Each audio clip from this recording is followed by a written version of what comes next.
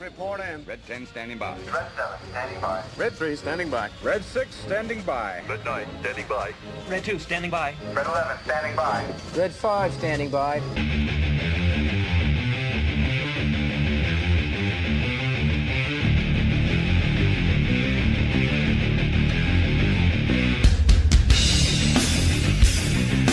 Oh boy, here we go. Super Bowl Sunday. You ready for today? Today is the day that America stops what it's doing and we decide which team is going to lose against Kansas City. Every time this year, it's KC and who gets to lose against them. KC and how much money was paid to the referees. That's how it works. It's the only way you're going to create a dynasty in the 21st century. All right, here we go. Oh boy, coming up live from Las Vegas, Nevada. This is The Rational Male. Thank you very much. Oh boy, have I got a show for you today. What a topic. Here we go. You guys remember this from last week? I just thought I'd remind you. Really shook the internet the first time you came on. I got in so much trouble for talking to you. I know you haven't. I appreciate that. They say very nasty things about you. Oh, yeah. Oh, we know. You were a lying, deceiving prostitute. You said that you lied about everything. People were tagging me in it on social media, and they said, see, Michael, here's proof that she lied to you. I love this. Sorry, I have to stop this right now. I posted this picture of Caesar Flickerman and like PETA and like what Katniss Everdeen from Catching Fire, and they're sitting there. I'm looking at this and I'm going, this is exactly what happened on Michael Knowles. It's like Michael Knowles is Caesar Flickerman. Just pointing that out. Everything I've said on podcasts is complete clickbait. Why do you think people want you to be lying? That happened to her. I can't believe that it's real, because then that means I can change my ways and still get saved. She was brought up in the church. Is this mental illness? People have criticized you because they say, you made all this money. Where's the penance? They say you should give all your money away.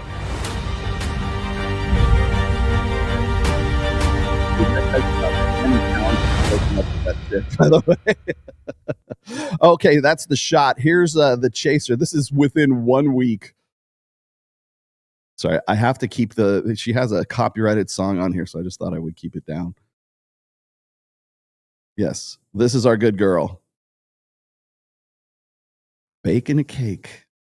Not unlike Isabella DeLuca did 1 year ago today, by the way. Seems like all of these good Tradwife girls. She's the Tradwife now, by the way. Yep. Oh, not shown. Cake. Or I shouldn't say that. Cinnamon rolls. Cinnamon tits. She can't resist cum face. Any of these things. Oh my God. Oh, yeah. Oh, look. It's almost like jizz. Oh, it's so good. Gosh. Reminds me of the old days. Oh, how about this? This reminds me of the old days too. Caesar Flickerman. Michael Knowles. You've been had. All right, here we go.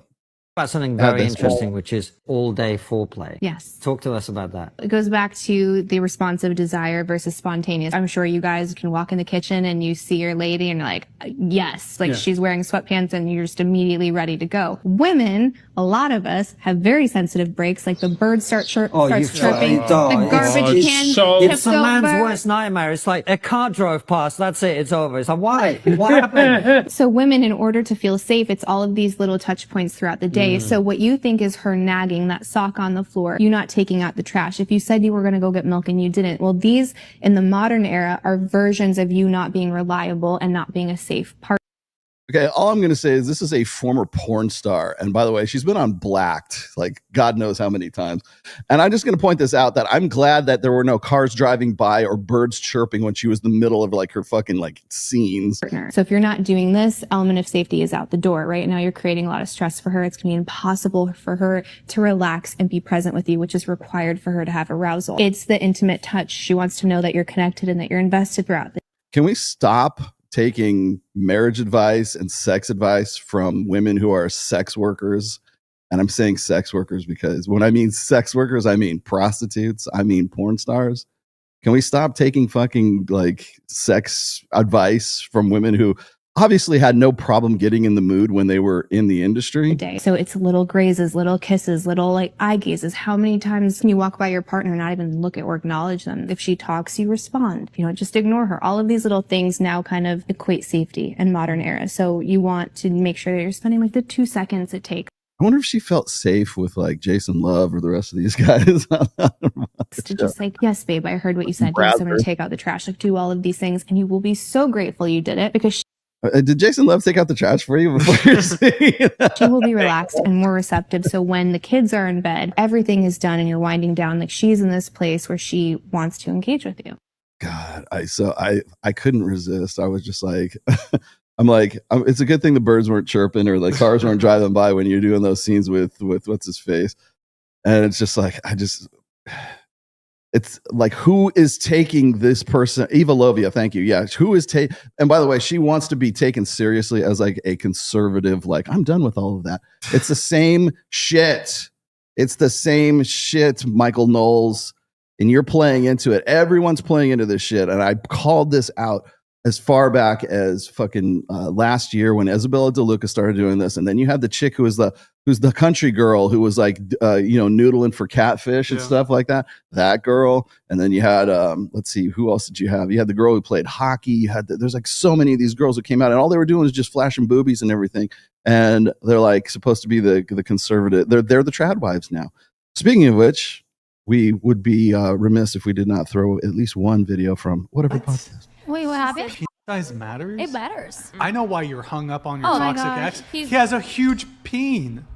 You really think that my size God, matters? girl. Yeah, because I've had experience. Like, trust me. Like, it's just like I've had before, like smaller than 5. I understand, like, when you love somebody, like, it doesn't matter and stuff like that. But, like, as the relationship goes on, I'm like, bored. But don't you think that intimacy is something that should be learned between a man and a woman and that you can learn what each other likes? Like, that's the beauty of intimacy with somebody? Yeah, like, it's really different. Like, with, obviously Christianity, like, it's all about, like, the love with God. Like, that's first. And then the relationship, it's like a foundation. But I mean, sexual intimacy is still a huge part of, like, Yeah. a marriage. Yeah, like, of course. When it comes to, like, size, like, that's something that I think is learned What together. happens if you, like, date for marriage and then you find out and then you don't like it? Like, what do you do there? But if you're waiting until marriage, like you're probably at least somewhat religious. So like if God intends for you to marry a guy with a micro penis, like that's God's will. That's fucking God's will. Yeah. Well, I'm a whore. Okay. Shot chaser. I think size matters. Of course it does. But size is always relative. It's like a puzzle piece. Small is always compared to what? You notice like when you ask a chick, does size matter? They're going to be like that girl was on whatever podcast. You ask a dude, this is what you get. You have your instruments as a man, she has hers.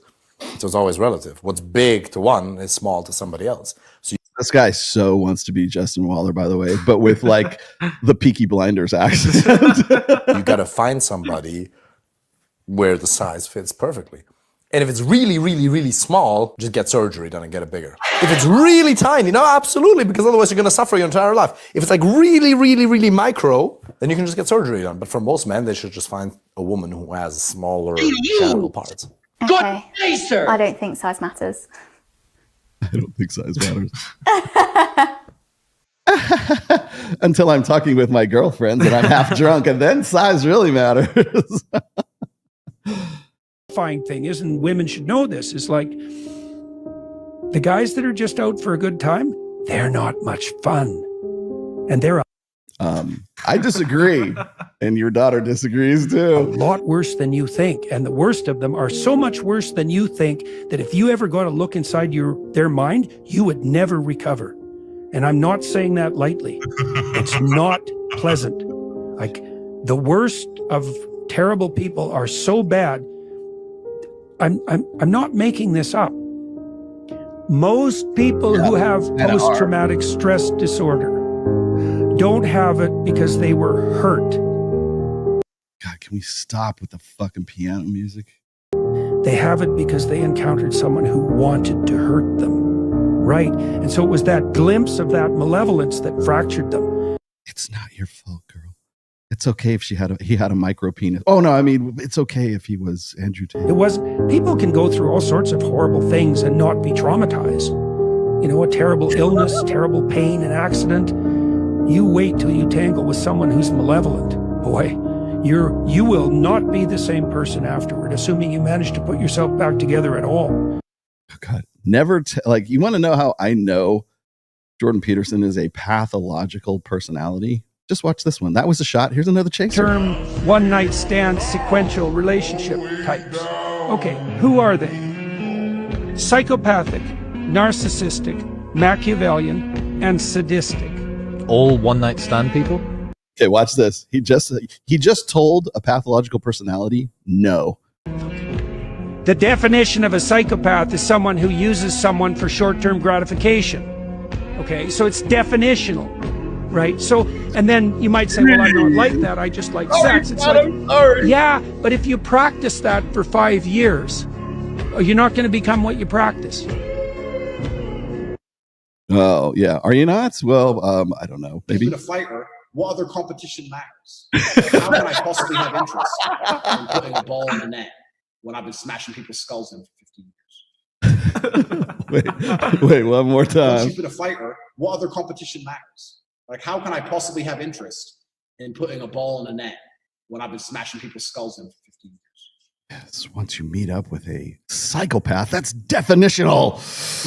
Say that Spotify squeezes their artists, they don't pay them enough. And that's timely because Chappell Roan, who just won the Best New Artist Award at the Grammys, she actually called this out. I would demand that labels and the industry profiting millions of dollars off of artists would offer a livable wage and healthcare, especially to developing artists. Labels. I hate that. She's a freak show. Yes, I agree, but she is right. But the other thing is, like, you're not negotiating like minimum wage here, okay? Like, if it's Spotify, you know you're getting fucked. Trust me, I've been a musician and I've tried Spotify long enough to know that you're just basically getting fucked. It's the only game in town. We got you, but do you got us? Well, isn't that fucking precious? That's great virtue signaling. It's not going to mean dick. Are you sincere? Pull your shit off of Spotify. Let me do some virtue signaling. When Spotify decided to not fact check Joe Rogan, who would have one legitimate doctor on one day and then an illegitimate doctor the next day, and create all sorts of vaccine hesitancy and false equivalences, I called them and said, we're pulling Prof G off of Spotify. Okay. That's because you're a fucking idiot, Scott Galloway. This is apples and oranges. She's not talking about fucking Joe Rogan. She's not talking about fact checking. Joe Rogan is making what, $100 million? It's plus 100 million plus. 100 million plus. They don't care, Scott Galloway. That's the problem. It's about musicians. It's about artists. It's about new people coming up and having a fucking fair shot at something, right? Instead of having to deal with this fucking brick wall of a monopoly that is called Spotify. And by the way, they're not even the worst of it. You can pull all your shit off of Spotify all you want and put it back on fucking Apple Music or like Amazon. I think Amazon. Has a streaming service as well. And I know because my band Jinx is on these fucking services right here. You know how much you make off of Spotify? You make 0.0001 or like a fraction, like 5 cents, 3 cents, something like a fraction of a 1,000th of a fraction of a cent on every play that you get. You're better off going on TikTok and getting a viral video of your song or whatever on TikTok to get more action, right? Than you would be to go on Spotify, which is the only fucking game in town, or Apple iTunes, which I think is like 0.0005 thousandths of 1 cent per fucking play, right? It is. You want to know why music sucks, Scott? You want to know why you're going to complain about all this bullshit and, oh, they don't make music like they used to, and I must be an old Gen X boomer, whatever the fuck you are, right? The reason it's because it discourages new artists from actually ever bothering to do so.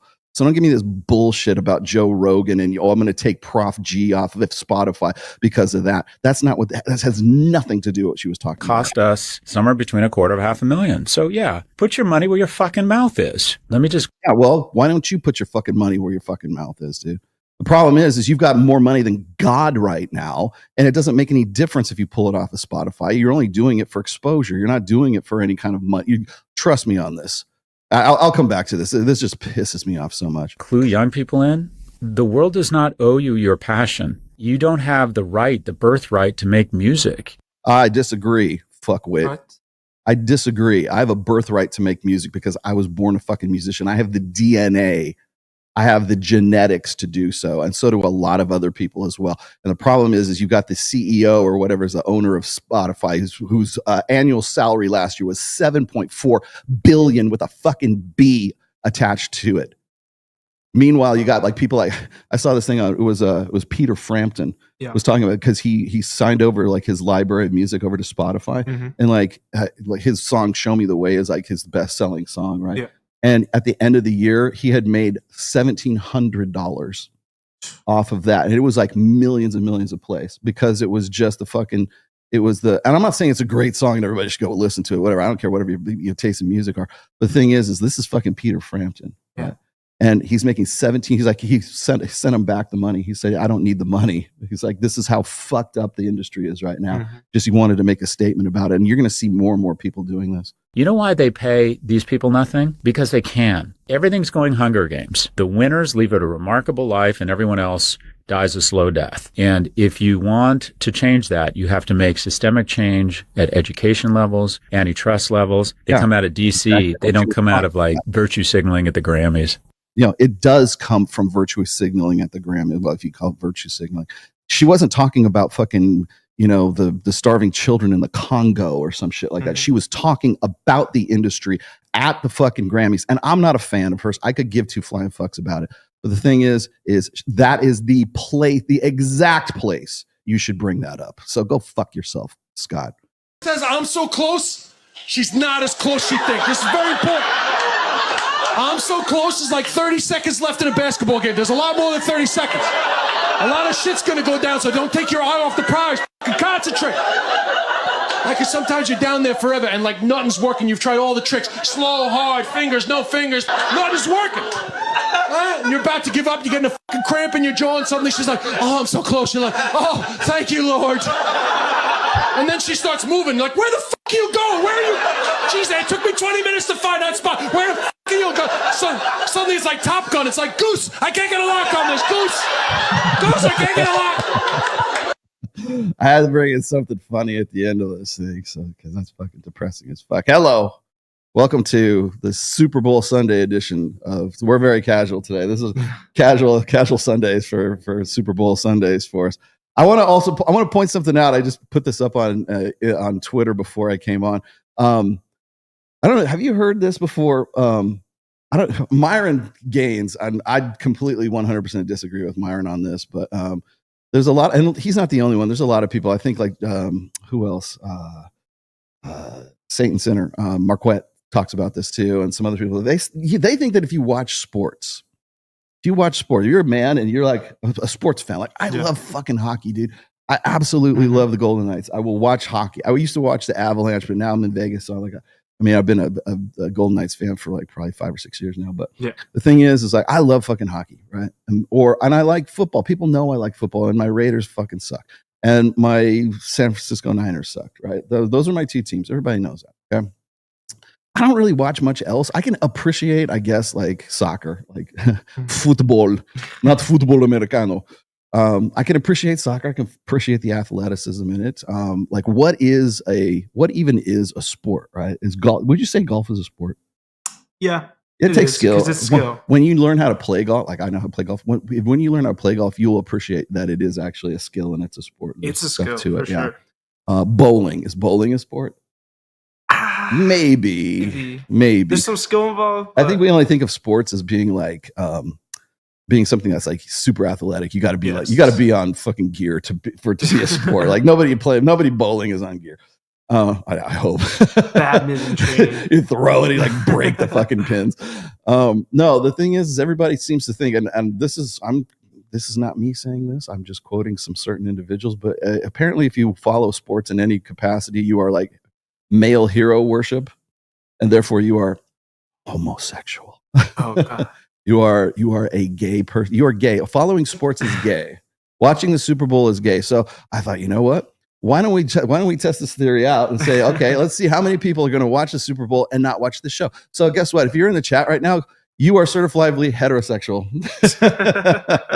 You're certifiable. Oh, those guys are fast. All those guys watching the Super Bowl. I'm telling you right now, man. That's how it works. Gay. Yes, that's you. If you're not watching this show, you are. Gay. I don't understand that. I honestly don't. I love sports. Today is the day that we get to watch who Kansas City beats in the Super Bowl. Yeah. Like that's become an American tradition, right? It's Kansas City and whoever the losers are that are going to come in, try to take away the dynasty. There is no way. I had to say there could be a miracle, like lightning could strike the field, I suppose, and take out like Mahomes or something like that. That's a maybe. That's although it's New Orleans, so it's enclosed. I've seen like the memes where it's like Philadelphia. Mm-hmm. Whether the Eagles win or not, the fucking whole city's going to destruction. Oh yeah, they'll destroy the city no matter what. Yeah, even if they lose or win. Yeah. But everybody's, I can't believe you watch these guys who are like running around after an oblong ball on the field and they make millions of dollars and you just watch, like, oh boy, you think of all the stuff that you could be doing instead of drinking beer and watching a football game. And I'm like, first of all, I don't drink. And then second of all, I feel bad when I watch like 2/4 of a football game because like I'm thinking about what could I have done with that time, unless it's a good game, right? I mean, unless it's like a close game and I'm kind of getting into it and stuff like that. It's great. I have no problem with it. If you like sports, good on you. I like sports too, right? I think a lot of people would kind of not dive into that one. But the thing is this: I love the fucking rationale behind this. Because it's like, oh yeah, that's hero worship, and all those guys are men. So therefore, if you're worshiping a man, you must want to suck his cock. Oh my God! I'm like, no, it doesn't have to go down like that, bro. But no, the other thing that gets me is, so I play fantasy football with Donovan Sharp and his group of guys, like every single year. Like we've been doing it for probably 7 years now. Yeah. I lost my ass this time, but I've won on a couple of occasions. A couple of years I've actually won. I'm into it that well enough that I know players and I know how know who's going to be a good bet for that particular game. Yeah. I'm pretty good at. I love strategy games, no matter like Warhammer 40,000, as you might guess. I'm pretty decent at chess. I'm pretty good at games where I have to like think like 3 steps ahead of my opponent. Pretty good at that. So that's kind of like the appeal there. But I will say this, I think a lot of people want to compare or they want to conflate someone's interest in sports with like a man's interest in sports. Women's interest in sports is a whole nother conversation. That's a whole nother podcast. But no, I think that people want to say, oh, it's gay or whatever. If you're going to listen to Nick Fuentes tell you that it is gay to watch sports, I would like you to go and have a look at Nick Fuentes, 70s porn stash, cum catcher mustache, and then tell me that you're taking advice from like what's gay and what's not from this guy. Okay, just saying. But whatever, hero worship. I don't care.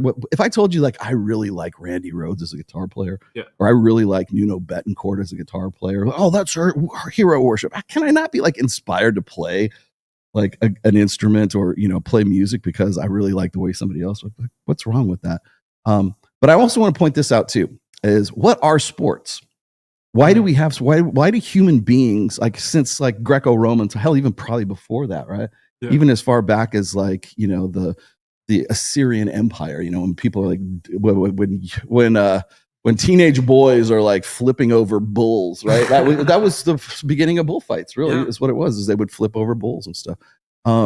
There took a lot of athleticism that went along with that, right? You say, oh, that's gay too. Okay, well, fine. But the thing is like human beings have an interest in sporting athletics, right? We always have. It doesn't necessarily mean it's gay. It's just like you can appreciate the human form doing some pretty fucking incredible things, right? Yeah. Whether it's gymnastics or it's golf or it's fucking football or it's The like Olympics.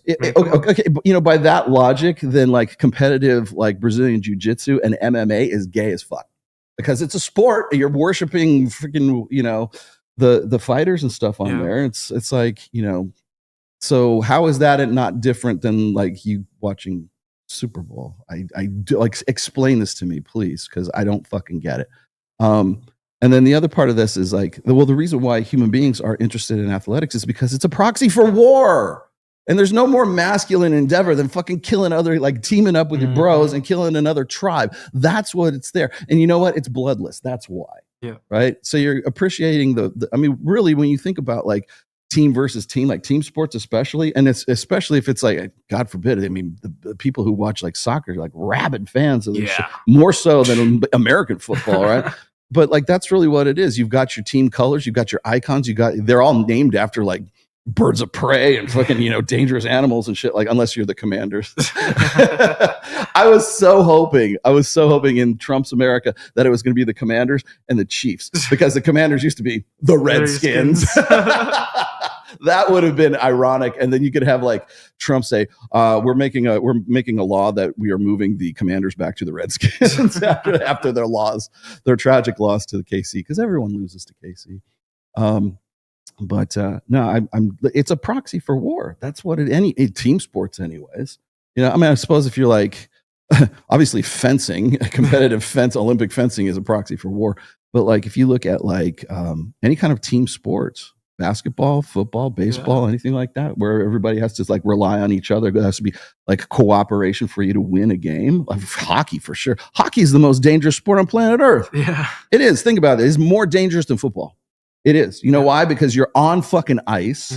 You're traveling at speeds of up to like 50 miles an hour on your skates, which, by the way, are basically weapons if you think about it. And then they're wearing armor underneath that because you're getting body checked and slammed. They encourage actual violence and fighting. Like that's part of the game. Throwing down the gloves. Yeah, throwing down the gloves and going at it. And the ref's like, okay, let's do it. Just let them fight. It's just part of the game. And you're at speeds of like 50 some odd miles an hour. You got to wear a helmet, and you're carrying around a hockey stick, which is basically a pole arm. It's basically a freaking weapon that you can use at any time, right? And there's a lot of skill involved. I don't mean to goof on hockey, but it is the most dangerous sport in the world, right? It's you're right. Football is not as brutal as rugby. Rugby. One thing I would say though is you don't get hit as much in rugby as you do in football, because you're constantly getting hit, especially as a running back, fullback, anybody on the line, you're getting hit. Yeah, constantly. Yeah, you got rules against you have rules that have to be part of the game so you don't get a concussion. Yeah, but yes, I'd say it's more brutal though. Yeah, so I mean, anybody's going to tell me like, oh yeah, it's gay to watch football. Like, well, okay, is it gay to watch MMA? Yeah. Is it gay to watch? Is it hero worship if you really like how Conor McGregor fights, right? Or whoever your hero is? I don't even know. I don't follow it too much. Boxing, is that gay? Can somebody like explain to me how that's gay?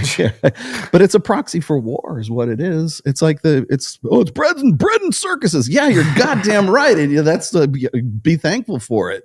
Be thankful that you can keep the proles, entertained with, a little bit of, bread and wine, and you're good to go, right? I mean, that's just how it works. I mean, if you want to feel superior for not watching sports, then more power to you. But I don't understand it, quite honestly. I would say athletics is like, what is more masculine than athletics, man? For fuck's sake. Anyways, all right, let's get to these super chats before I move on. I got this one early. Roy K says, the screaming, I presume, leftists, liberals are so tired. How do we combat that? They're so tired. What, you want them to be not tired? How do we combat this? Combat the liberals? I think we've been doing pretty good at it recently. We do? We let them implode is what we do under their own weight. Thanks for that. I put trigonometry in the trigonometry. It's trigonometry, by the way. In the same boat as Pierce Morgan. Don't take their fake outrage seriously. I don't. Pierce Morgan is a joke. Trigonometry is a joke. And when you're looking, trigonometry, I think got Eva Lovia because they're like, damn, they already got Nala Ray. Who can we get? How about Eva? Eva, yeah, she's available. Call her up. Get her out here. Now, you know what? You know when trigonometry jumped the shark is when they had Dr. Sidney Watson on there. That's when they jumped the shark. Yeah, I'm not. I have a guy that and I forget the guy's name, but every time there's a new video that's released and trigonometry puts an announcement of it on Twitter, he's like, "Yeah, get Rollo Tomasi on there, get the Rational Male on there." I'm like, I think I'm good, man. There's a time I was probably gone, yeah, get me on, but no. And they're on like Great Britain anyways. I'm not sure I want to go there. How much you want to bet Nala's father is a lot like Jordan Peterson? I don't know. Has she ever been asked about her father? I don't know. I'm not really sure. Yeah, but Michaela Peterson, the bad mom, bad mother, Michaela Peterson. Yeah. You want to know? Anytime it's funny that every time I see a video, that's why I use those 2 videos. By the way, there's probably 4 other ones I could have used too, but for the sake of time, I used the more feisty ones. And there is nothing that bothers Jordan Peterson more than talking about quote unquote dark triad personality types and stuff like that. Yeah. I'm like, yeah, well, more than likely, his wife was with a guy who was a dark triad personality type. We already know that from previous videos. He is most definitely not her first choice. There was another video where he was talking about something about how to communicate with your wife and all this other stuff, and I'm just like, yeah, dude. But I know what it was. I'll play the video. I actually have this other video that I wanted to throw on there, but it's about Jordan Peter. And you know what? I'll just throw it real quick. It's all of like not even 15 seconds, but it is. And I'm not sure this is a real. This might be AI, but I thought it kind of sounds like him. Oh shit! Sorry, that's the wrong.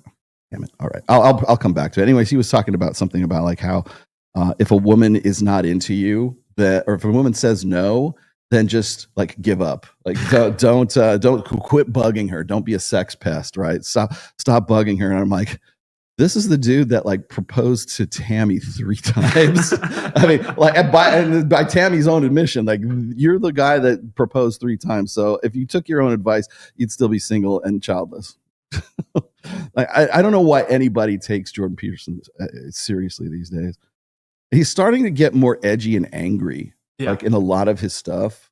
Especially, like I said before, one of the defining characteristics of a pathological personality is when you tell them no, they lose their shit.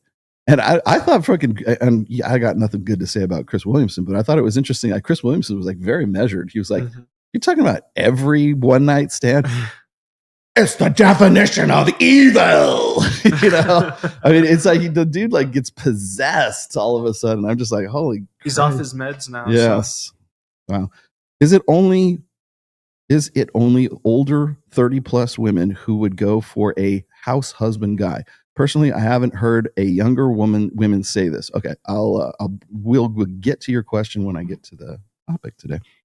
Do you think we give porn and wanking? We'd like to say hello to our brothers in the UK. More power than it has over us. Many on YouTube will say it will take years to recover, almost impossible. Maybe they say it's for financial gain. Your take is much better. Do give more power.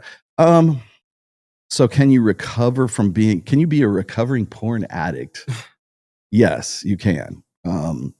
I don't think it is you got to remember that there's this one of the things they never want to mention when it comes to porn. Everybody who tells you that porn rewires your brain or you're permanently damaged, right? They want you to think that these fMRI brain scans are almost comparable to an alcoholic's brain versus a guy who doesn't drink brain, or the lungs of a smoker versus a non-smoker. It's here's the porn addict. It's all shriveled up and looks like what's that guy on Teenage Mutant Ninja Turtles who lives inside the thing? Yeah, that's what your brain looks like. And someone in the chat will know exactly who I'm talking about. And then there's the healthy non-porn brain, porn brain versus non-porn brain, right? And once you have tasted of the devil's jerkin juice, then suddenly your brain will never be the same. Your brain will always look like that little thing. And what the fuck? Somebody's gonna tell me what this is. Who's the who am I talking about? In Teenage Mutant Ninja Turtles, it's the little brain that's inside the inside the robot thing. Is it Kang or Krang? Yes. You turn into Krang. You have Krang brain. Yes, Krang. It's like that's what lives inside of what's the guy from Family Guy who jerks off all the time? Quagmire. Quagmire. No, yeah, is it Quagmire? Yeah, it's Family Guy. Yeah, Quagmire and Krang. That's what you are. That's going to be my new podcast. Quagmire and Krang. No, it's yeah. I mean, the thing is like there's this amazing thing called neuroplasticity, and even if you're an alcoholic, your brain can actually recover from. If you stop drinking, your brain will recover from that.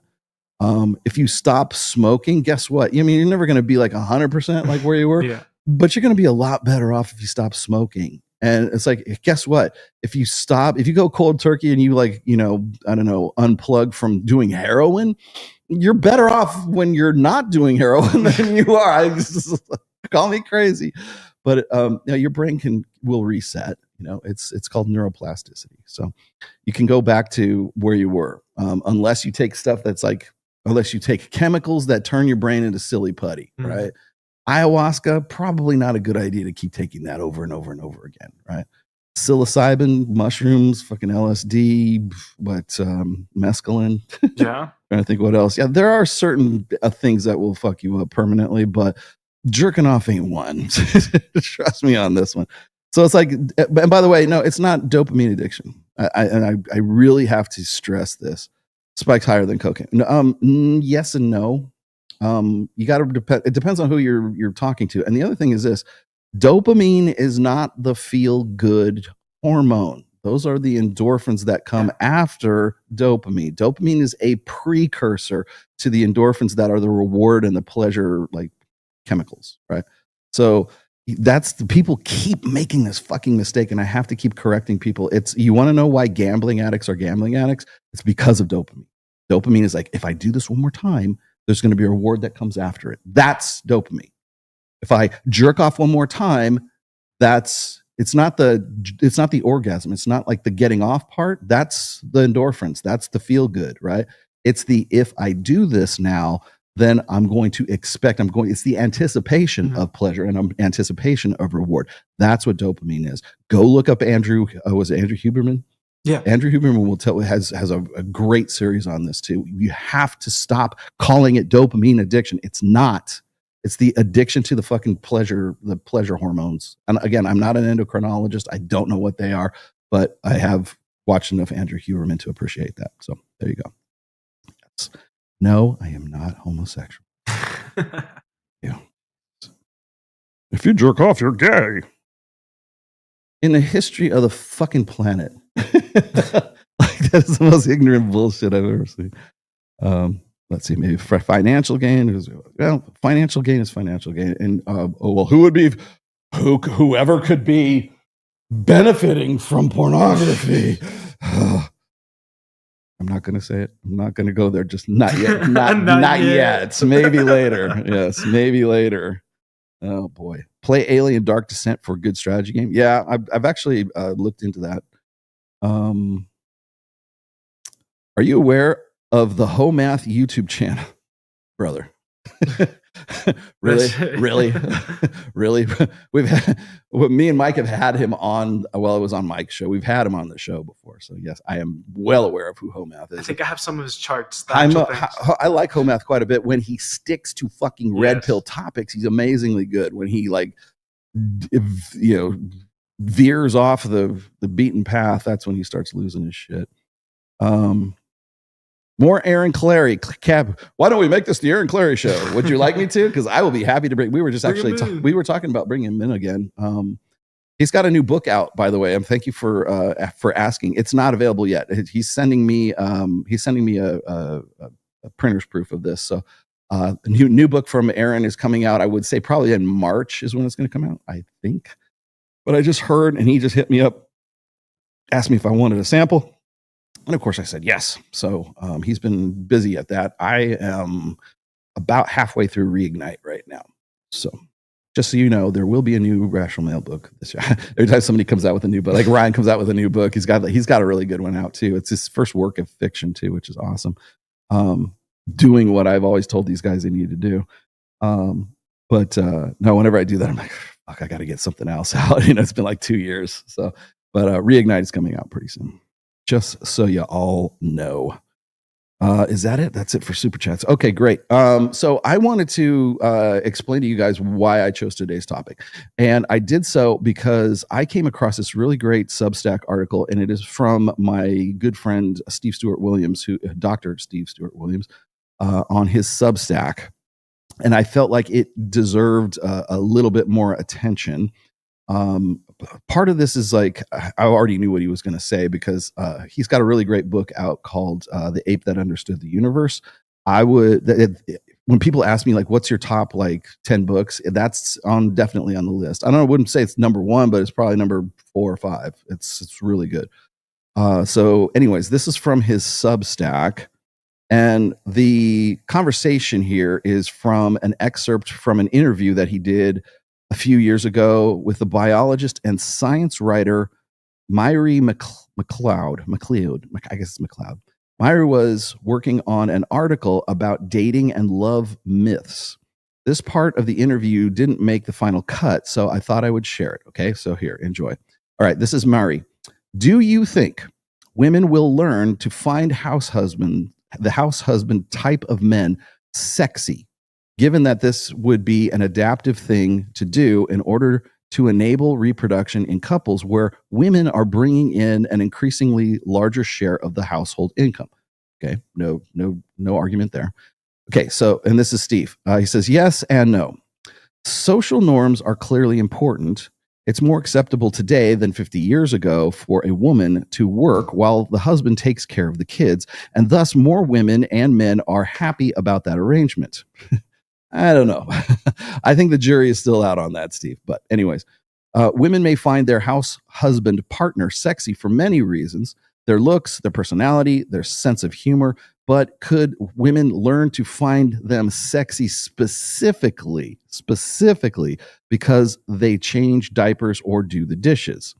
Could they learn to find washing dishes sexier than status or social dominance? Now, this is where I've always come in. You guys probably already know if you haven't read the actual essay. It's been in at least one book of mine. I believe I put it in Preventative Medicine, but it's called Choreplay.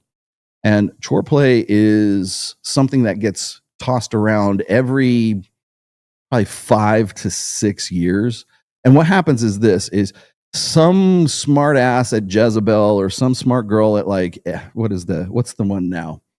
It's not ELE. It's there's another one. I can't remember, whatever it is. And one of these chick blogs, aggregate chick blogs, right? They'll come up and they'll say the title. I remember specifically the title of the essay is "Women Make Passes at Guys Who Wash Glasses," right? Or like guys who like do dishes and stuff like that. And essentially what it is it's the idea, this mistaken idea, that if a man does more around the house, if he does more chores, if he does more domestic stuff that is like division of labor, if he does more things that are like more traditionally feminine forms of labor, therefore women will find that sexier and want to fuck him.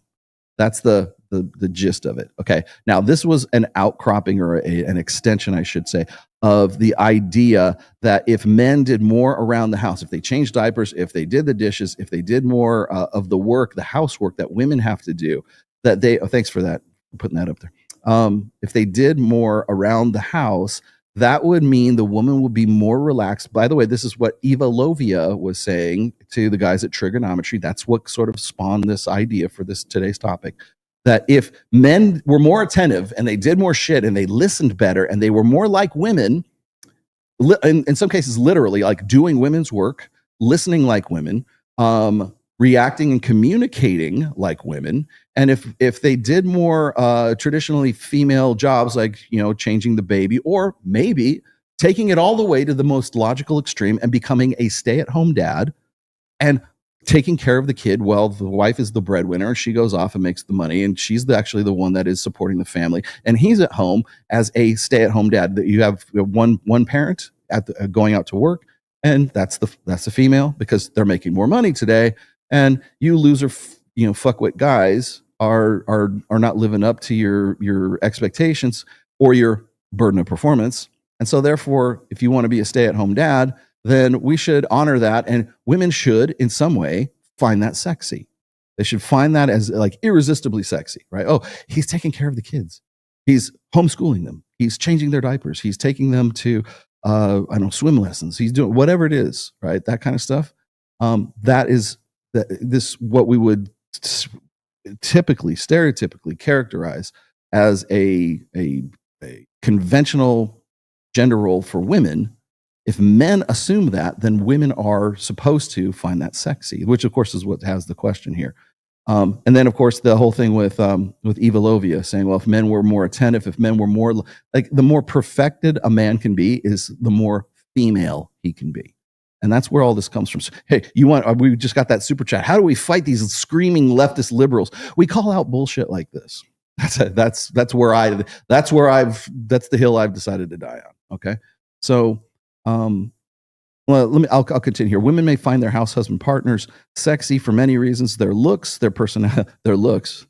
Whenever you see, I was looking for images for the thumbnail here, and I kind of like this one that I got because it was so different from the rest of them, because most of them were stay-at-home dads, and they were these guys who were clearly bodybuilders or clearly male models, or they look like they dance at Chippendales, and they're ironing clothes for the woman who is, it's almost like a dom sub kind of like kink, right?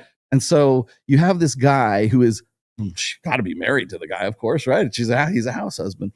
And he's like there ironing her clothes, not her clothes. And he's wearing an apron. And the only reason he kind of looks like a Chippendales dancer is because you can see his pecs and his six-pack abs from the side of from the side, just peeking out of the side of the fucking apron that a woman should be wearing, in those situations, right? So we've kind of like taken it and twisted it around so the guy is actually it's a kink. It's basically what it is, right? And I could not avoid those pictures when I was looking for the thumbnail. I'm like, is this what I'm supposed to imagine like a house husband looks like? Because this is not what the average American guy who's a stay-at-home dad looks like. Right? But apparently that's the way. So being good looking, being really, really ridiculously good looking is the way to go, I guess, if you want to find your partner sexy. Their personality, their sense of humor. Steve, please. No, it's not. Status, yeah, okay. Sense of humor. If sense of humor was what got women wet, guys like Danny DeVito and like Chris Farley would be swimming in just top shelf pussy, man. And I'm pretty sure that's not the case. It works to a certain extent. Yeah. It's value added. Yes. If you're a good looking dude, right? Women love a guy who can make them laugh if he's hot, right? They love a guy who's got money, especially if he's hot, So, but I think that's meant to like give guys hope, but I'm fat, but I'm funny. I'm like Chris Farley. Yeah, nobody wants to fuck you.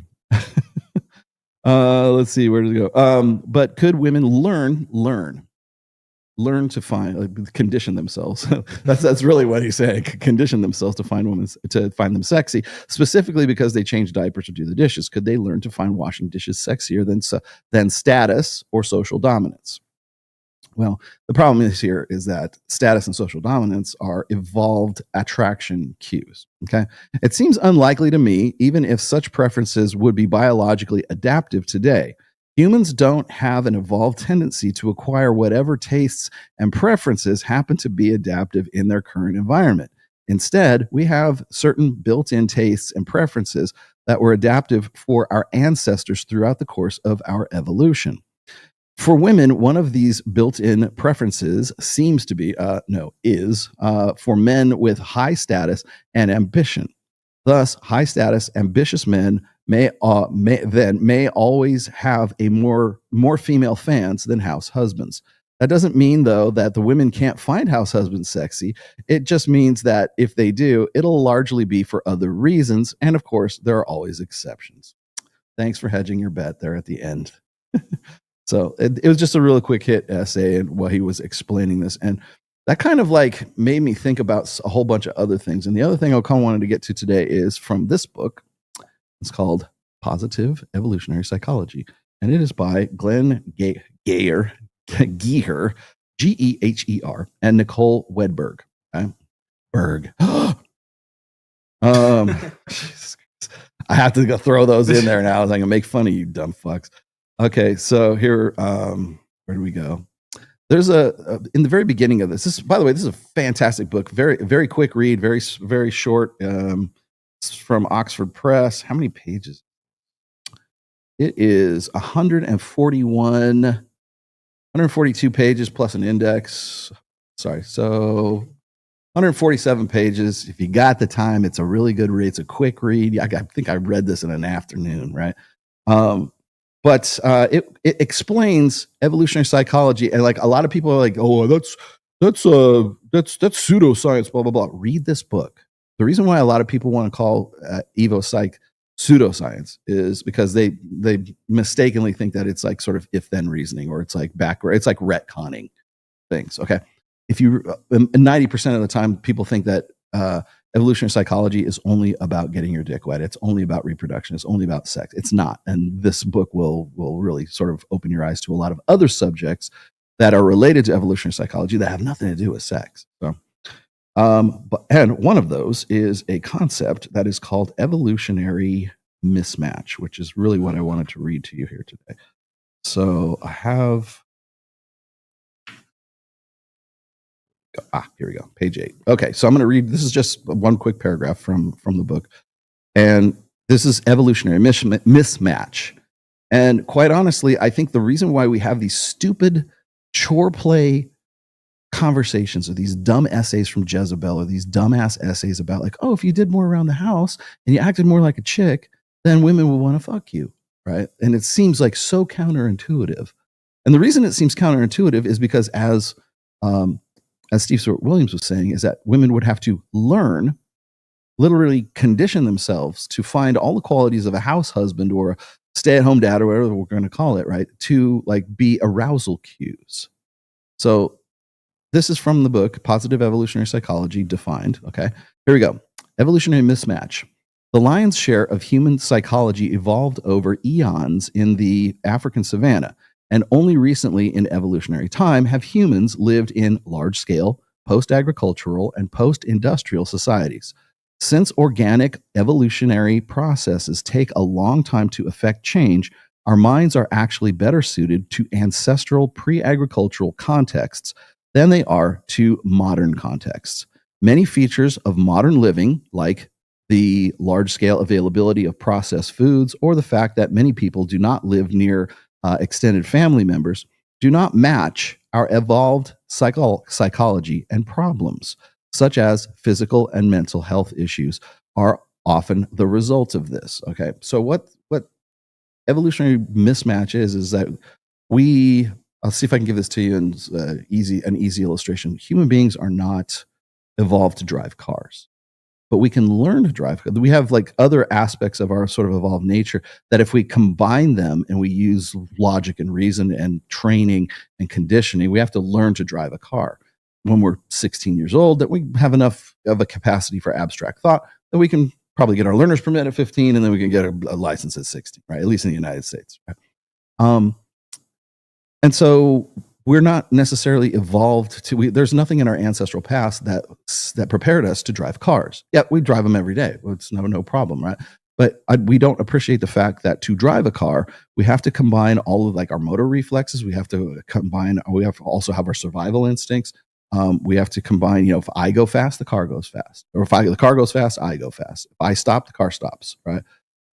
Those kind of things where we're combining evolved skills to solve a modern problem. And then sometimes we do it so autonomously that we don't appreciate it. So I think that a lot of the controversies that we run into with marriage today, with house husbands today, with women making more money, with women going to school or graduating from school, having more education than guys, all of these things. One of the things that we don't appreciate along the way is all of the evolved skills that had to go into dealing with that and making that a possibility. So one of the things I talked about when I did the interview with Dr. Richard Reeves, and he still is clinging to this one, like, with a death grip here, is how we need to encourage women to find house husbands sexy, to encourage men to get out of these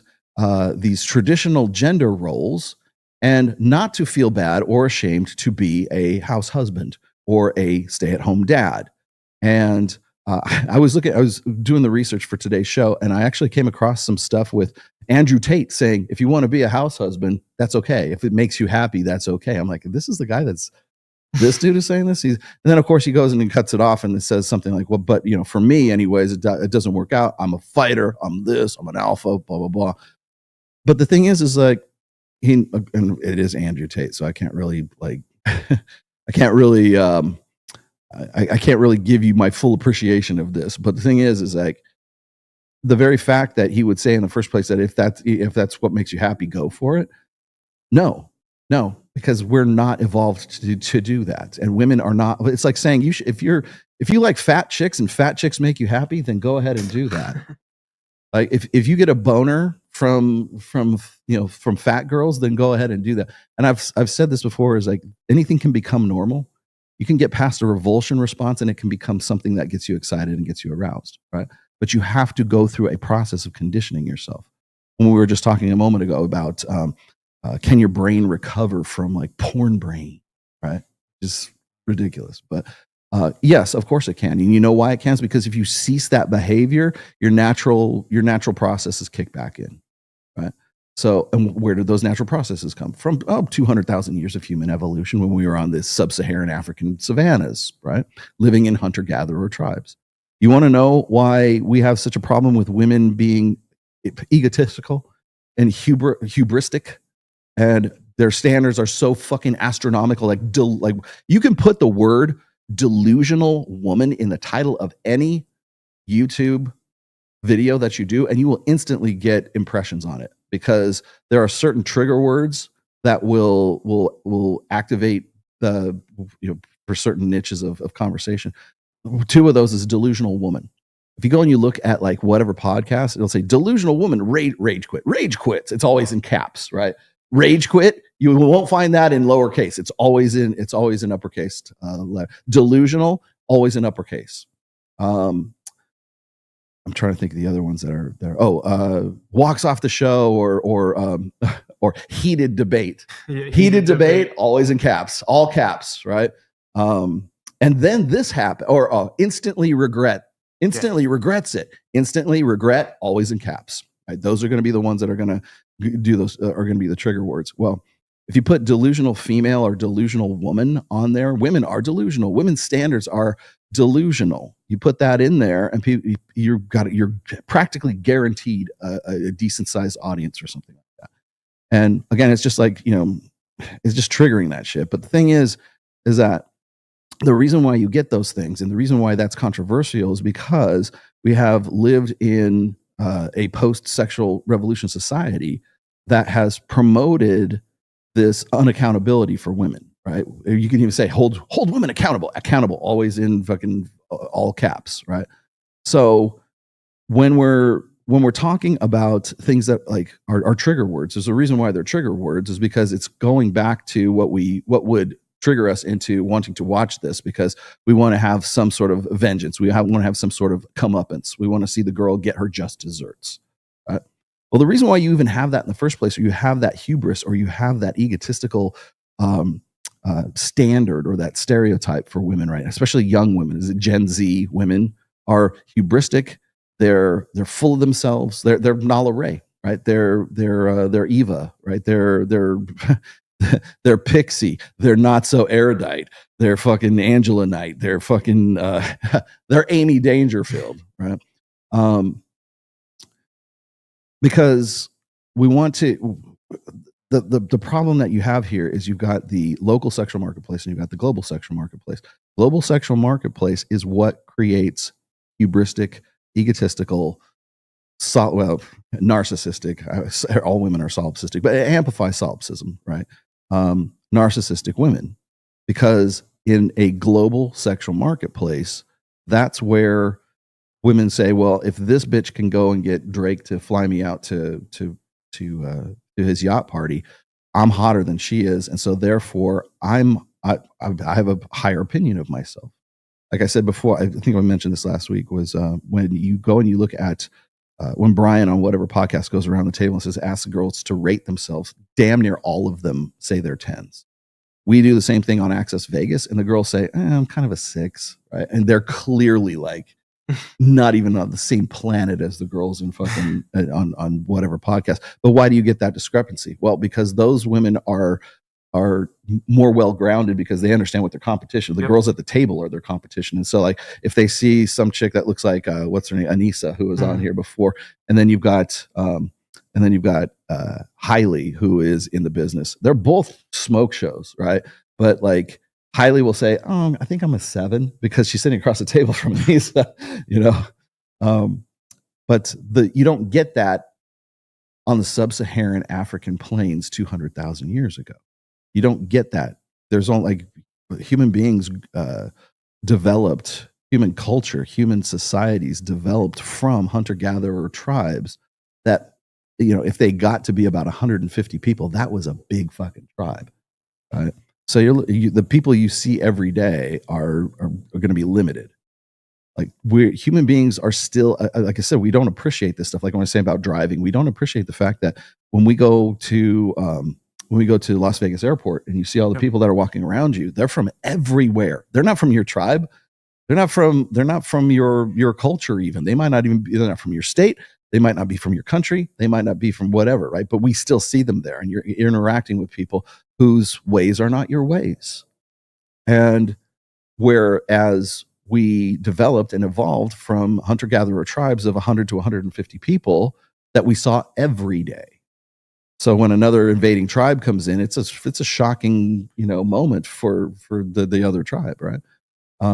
So when we look at that, human beings were never evolved to have to interact in a global sexual marketplace, much less a global communication, mass communication like we do right now. We're never evolved to have to deal with the opinions and the takes of countless millions, and if not billions, of people all over the world on Twitter. We never evolved to, talk about like pornography and porn brain. We were never evolved to have to see that amount of arousal state women from back in the day, right? I think, what was it? Who was saying this?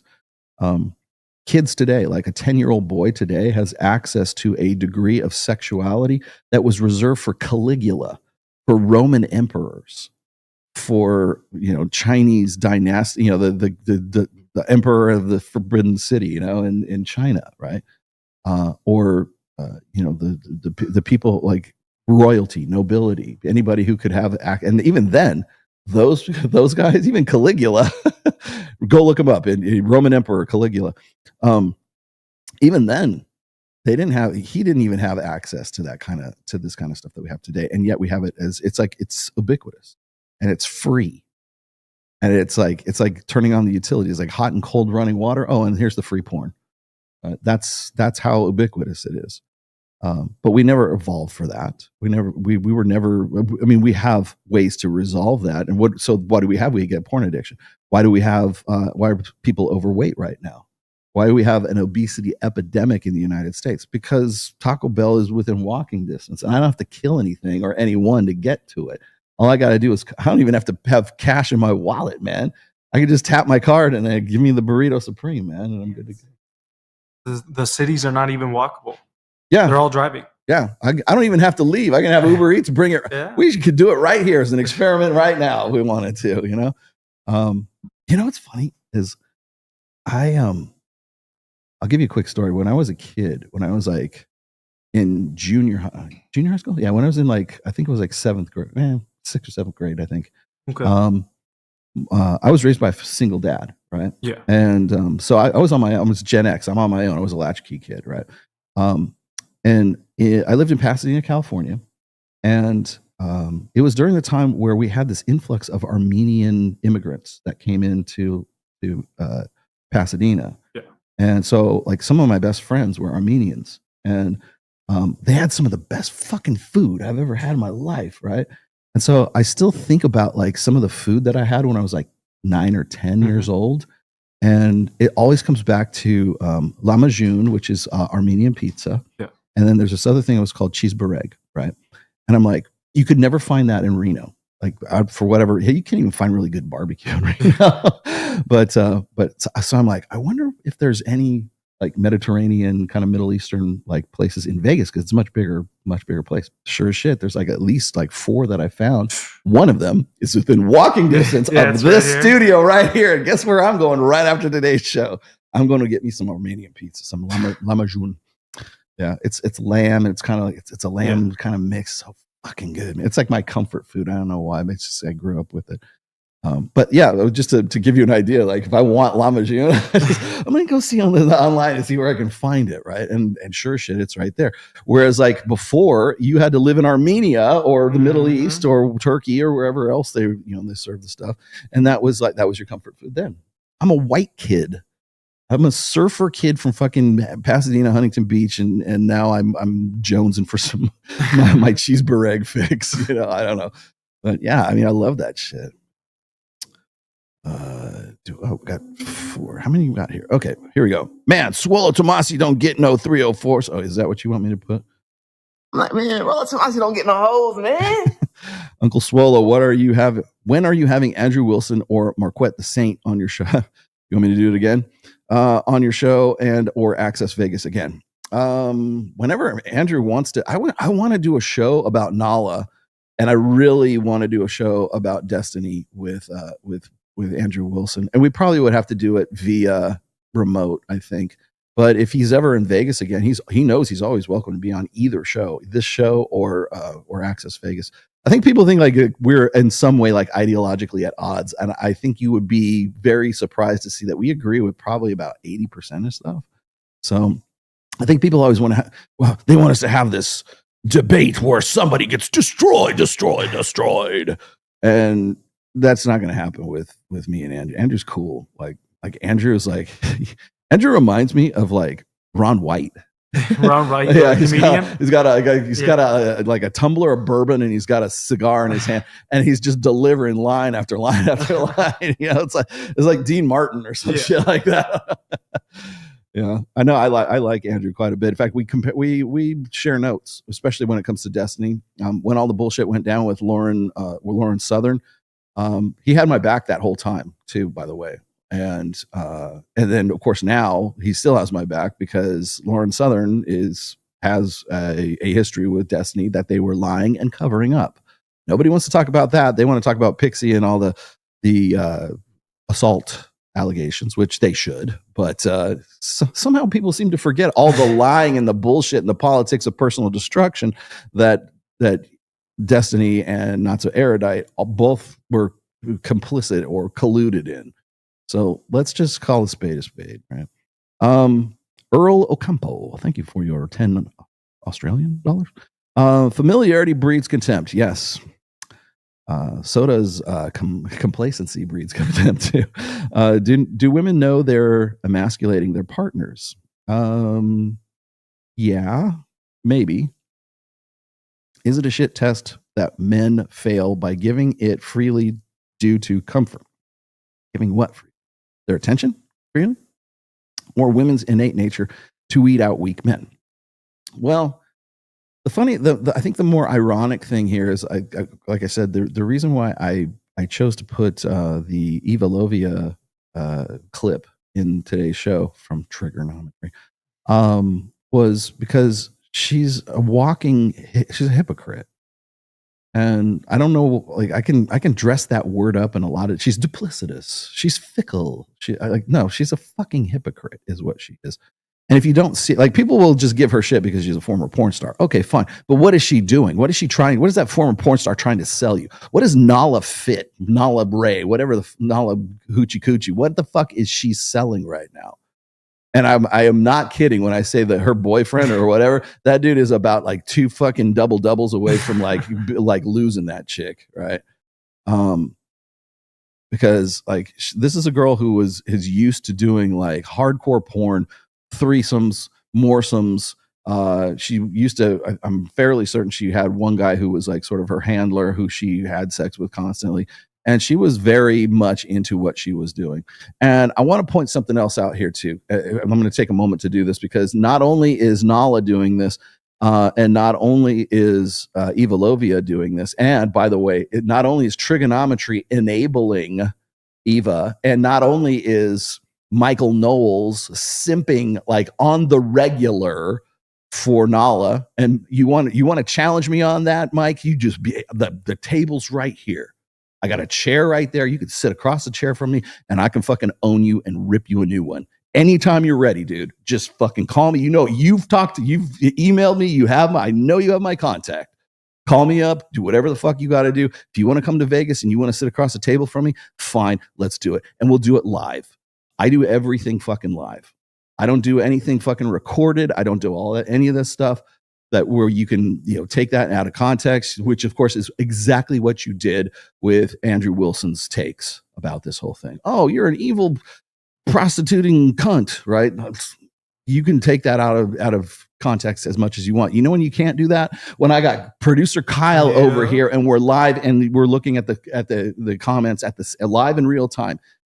If pussies are the ones who do recorded stuff. Guys who want to record shit, guys who want to fucking dial everything in, you might as well be working for Paramount Studios than Dr. Phil. Seriously, that's why Dr. Phil is no longer. That's why I destroyed Dr. Phil. I didn't, but that's why they lost. Dr. Phil would crumble under in engagement media, which is what we're doing right here. Michael Knowles would die on the fucking vine. He would die on the stage if he had to do this live. If he did not have absolute complete creative control over everything and how all that stuff goes. They've hit me up before. Hey, why don't you come on down? And of course, that was in the Pearl days, but they didn't want to do anything live. Hell, even the interview between Pearl and Michael Knowles, where Glenn Lawrence is like feeding Pearl lines, right? It was all controlled. They made her look as worse and as bad as they possibly could. You know why? Because they weren't doing it live. You're going to come here, you're going to talk to me, we're going to do it live. And I hate to we're going to do it live. Whatever. Who was that dude? Jesus Christ. He's on the tip of my tongue. Bill O'Reilly. Bill O'Reilly. Bill, yeah. Yes. We're going to screw it. Fuck it. We'll do it live. Good. You should do it live. So anyway, so you got Michael Knowles, who is the absolute, he might as well be pimping Nala Ray right now. These are he reminds me of this guy who's sort of like the youth pastor who's looking for the reformed whore. Oh, she used to be a whore, but she's not. She's my whore now, and me, and Jesus forgave her. Same thing with Evolovia and the two simps on trigonometry, right? Which I guess Christoph or whatever the guy's name, Kirsten, whatever. He's got a chick's name. Yeah. Essentially simping for Evolovia. And you know why? Because they want to believe in the prodigal daughter. In fact, they even called it the prodigal daughter in the title. And I've said this so many times, I'm just going to reiterate I'm just going to repeat myself one more time here. The prodigal son parable is not about the son. And it's not even about the father in that parable. Okay. Of course, what is the parable? Okay. The parable is this: there's the son who wants to leave the family. He says, Father, give me my inheritance. I'm going to take it. I'm going to take all my money right now. And I'm going to go out in the world and seek my future, or seek my fortune, whatever, blah, blah, blah. The father says, okay, it's on you. Gives him his inheritance. He goes off. What does he do? He blows it all on hookers and blow, right? That's all he does. And he comes back and he goes, oh man, I'm destitute. I'm poor. Maybe I can go back to my family and I can feed the hogs or some shit like that. It'd be more better than this shit. Right. And so what happens is they see him coming back and the father says, oh, slay the fatted calf. We're going to have this big party. My son who was lost to me is now coming back, yada, yada, yada. Right. But it's not about either one of those. It's about the people who are true to the faith. That's what it was.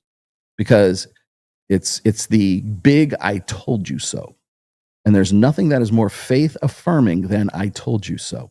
You should have listened. You should have done what we do. We would never have done something like that. In fact, that's the whole thing. Is even in the story, it's We have always been faithful. Why are you not slaying the fatted calf for us? Why are you not having big parties for us? Well, my son who was lost to me has now returned to me. And so therefore, don't worry, you all have always had your inheritance, yada, yada, yada. But see, that's not what it's about. The parable or the story, the narrative, I should say, of the prodigal daughter or the prodigal son. It's not about the prodigal daughter. It's not about the son. It's not about the father. It is about the people who have always stuck to the faith. That's what it is. It's reaffirmation for them. So it's like, see, you should, like, our faith must be true because here's this guy. He blew it. He fucked himself up, but we have forgiveness. He came back to the fold, and he's like, you know what? You're right. You got me. I should never have done that. You guys were right. I was wrong. Thanks for playing. And that's really what the prodigal son and the prodigal daughter is about. It's not about the people involved. It is about the true believers is what it is. And nothing sells fucking clicks, sells fucking revenue streams, sells ad rev. Nothing works better these days than the prodigal daughter, to the point where even Michael Knowles is titling the series, The Prodigal Daughter Returneth, right? So, and really, that's really what trigonometry is doing as well. But they just got their prodigal bitch is Evolovia, and you guys fall for it every fucking time. Every time. You know how I know? Because you fell for it last year when Isabella DeLuca was making fucking cakes with her tits hanging out. But it was okay because she had a crucifix necklace. So she's part of the team. She's on Team Jesus. So that's all that matters. And if Rolo goes after her and points it out and makes us look like idiots, well, then that's on him because he likes to go hang out with porn stars in Access Vegas and the AVN. And they fucking dox my daughter. And they will use every dirty fucking trick. You guys don't think I remember? I remember every part of that. And not just Isabella, but 9 and 10 other chicks at the same time. And nobody cared because I wasn't going after them. I was going after Team Jesus or Team Crucifix or Team Cake Tits or whatever the fuck it was. That's why. Now everybody suddenly, oh, okay, well, maybe Rolo was right. Yeah, you were fucking giving me a ration of shit a year ago. And I have a very fucking long memory, man. Okay, I got you, Ocampo. Here we go. And by the way, this show is sponsored and endorsed and is kept afloat by your super chats because in the last 28 days, you want to know how many subs I've gotten in 28 days? How many? One sub. Are we still on that fucking DHS watch list? Probably. I had Aaron Clary hit me up the other day. He says, have you seen your super chats really decline lately? I go, dude, they've been declined for really over a year now, and my subscriptions have flatlined. Although people watch my stuff, like my analytics show my audience retention is about what it has always been. The only problem is that YouTube and I don't know, maybe Twitter or whatever, are still on the algorithm switch or for diverting hate. And you can, I don't know if people even still get my notifications for when a new show is coming up, which by the way, it's only on one day. It's only on Sundays at 1 p.m. Pacific, 4 p.m. Eastern. So all of your super chats are very much appreciated. Thank you, my friends. That's not a begging thing. That's just pointing out the fucking reality of the situation. It's not rage unless it's all caps lock hustler. Not rage. There you go. Many friends and family just care that you get married. Yeah, because misery loves company, and so does complacency. Complacency loves company. They don't care what happens afterwards. I'm 36. My family is pressing me to get married as if I'm desperate. Thank God I found your work. Well, thank you. I'm not God, but all right. But yeah, and why do they want that? Because they want affirmation that they made the right choice themselves. They're trying to solve, like marriage tries to, well, in the 21st century, marriage tries to solve 20th century problems or 21st century problems with 20th century solutions. We're just talking, another great example of evolutionary mismatch. Marriage used to make sense prior to the sexual revolution, and then even after that. And now we get to the social media age. Now we get to the age of mass media. Now we get to the age of instant information. Now we get to the age of having Perplexity and Chat GPT and all. If I want to find out stats that affirm or conflict with my particular ideology, that's not hard to do today. You want to know why the Rational Male could have only been written or published in 2013? That's why. No fucking traditional publishing house would ever touch the Rational Male. I had to in fact, Reignite, the new book. Yeah. No tradition. It is not going through Random House. It's not going through Penguin. It's not going through, Simon and Schuster. It is going through Tomasi LLC. That's what it's going through. It's going through Counterflow LLC. That is my LLC. Right? That's who it's coming through. Right? I'm self-producing it because no one else will touch it. Absolutely not. Because it's too hot. It's too much. Right? Yeah. I'm glad you feel that way. I think marriage is not a bad institution. I just think it needs reform. I think we need to find that's what we're doing right now. Really, since probably the mid 2000s, we've been trying to figure out how to do marriage different. Like, well, what about poly? What about thruples? What about this? What about that? The stats are what they are. Like when I talk about I'm going to talk about it here in just a moment. What's his name? Brad Wilcox. Brad Wilcox has got this thing of throwing like just fucking bad info after bad info. Like married men, especially married dads, are the happiest. Okay. Anyone using happiness as a metric for life satisfaction, or they're using it as some sort of long-term like goal state, someone is selling you something.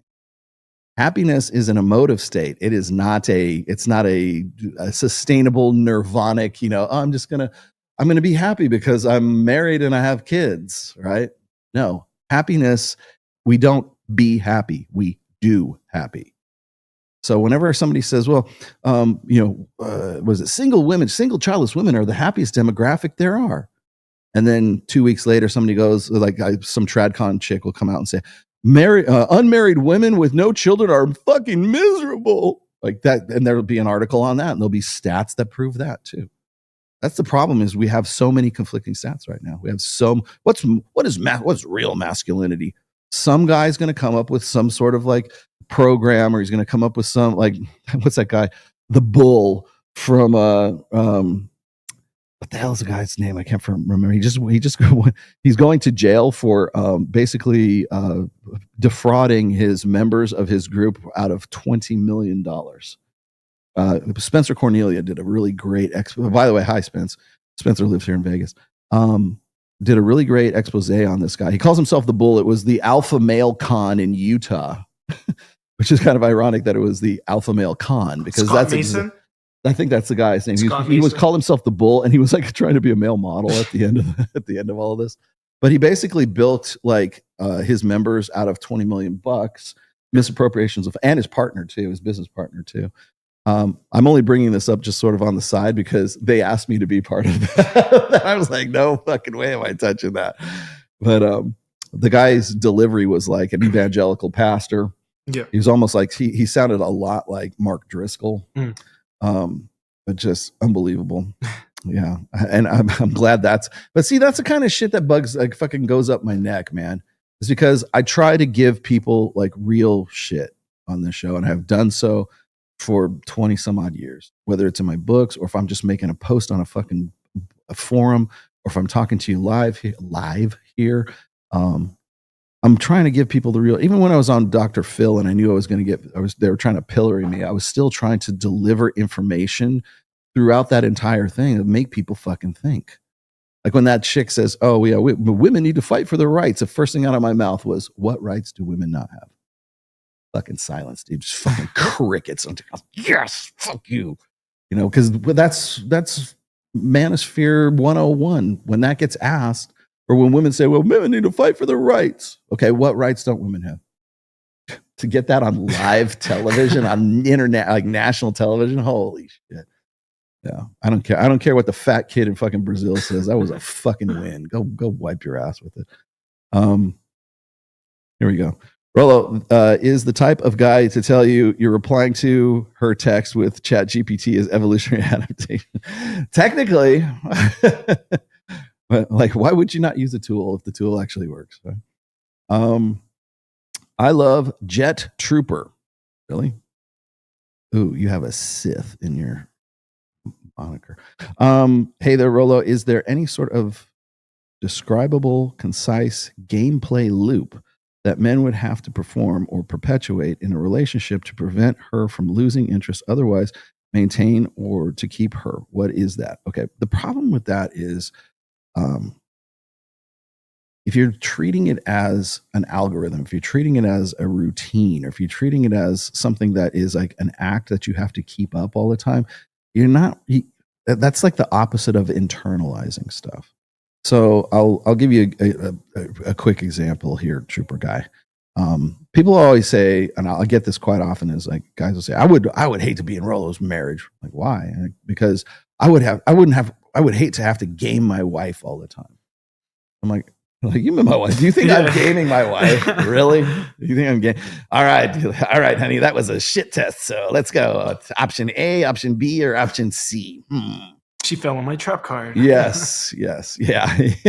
My trap card. No, because I am the game, and I know that sounds like I'm being all arrogant and full of myself, but no, it's internalized now. I don't think in terms of scripts. I don't think in terms of game loops. I don't think in terms of subroutines running in the background, right? It's just part of what my personality is. So, two things though, to get to the point where it's like Zen, right? It's like this Zen, the Zen of passing shit tests. It has to be internalized. The first thing is you have to be able to, and this takes a while. Like it's kind of like Mr. Miyagi, wax on, wax off. You have to learn the mechanics of it first before you can learn sort of the motor reflexes, which is the internalized learning. That's the thing. That's another thing about the idea of can a house husband become sexy, right? Well, it's conditioning. So what you're talking about is conditioning in this instance, Trooper. And when does the conditioning become your second nature? How long do you have to keep doing what you're doing before it's like it just becomes part of who you are? And that's why I realize it sounds like really super arrogant when I say, well, I am the game. Well, I only say that is not because I think I'm so good at it. It's just the thing that I have internalized enough of understanding my own nature, my wife's nature, the interactions between, intersexual dynamics. It takes a while. I mean, I'm not going to say it doesn't, but if you're going to be specific about things and you're going to say it's some sort of game loop or something like that, it's not, because if you treat it like that, rather than internalizing it and then having it become a part of who you are, having it become a part of your natural personality, like it's second nature to you, that's really where you want to get to, not how do I keep this routine going? It can't be a routine, because if it's an act, then it's always an act. It's not who you really are. That's where you want to know where guys lose the plot when it comes to like good game and bad game. Mm-hmm. It's because they treat it as an act rather than adaptation and improvisation, right? So that's one of the things that Mike teaches in MOA, and so does Owen Cook in his group, and hell, even in Reignite, right? Is it has to become second nature. It has to be something that is internalized.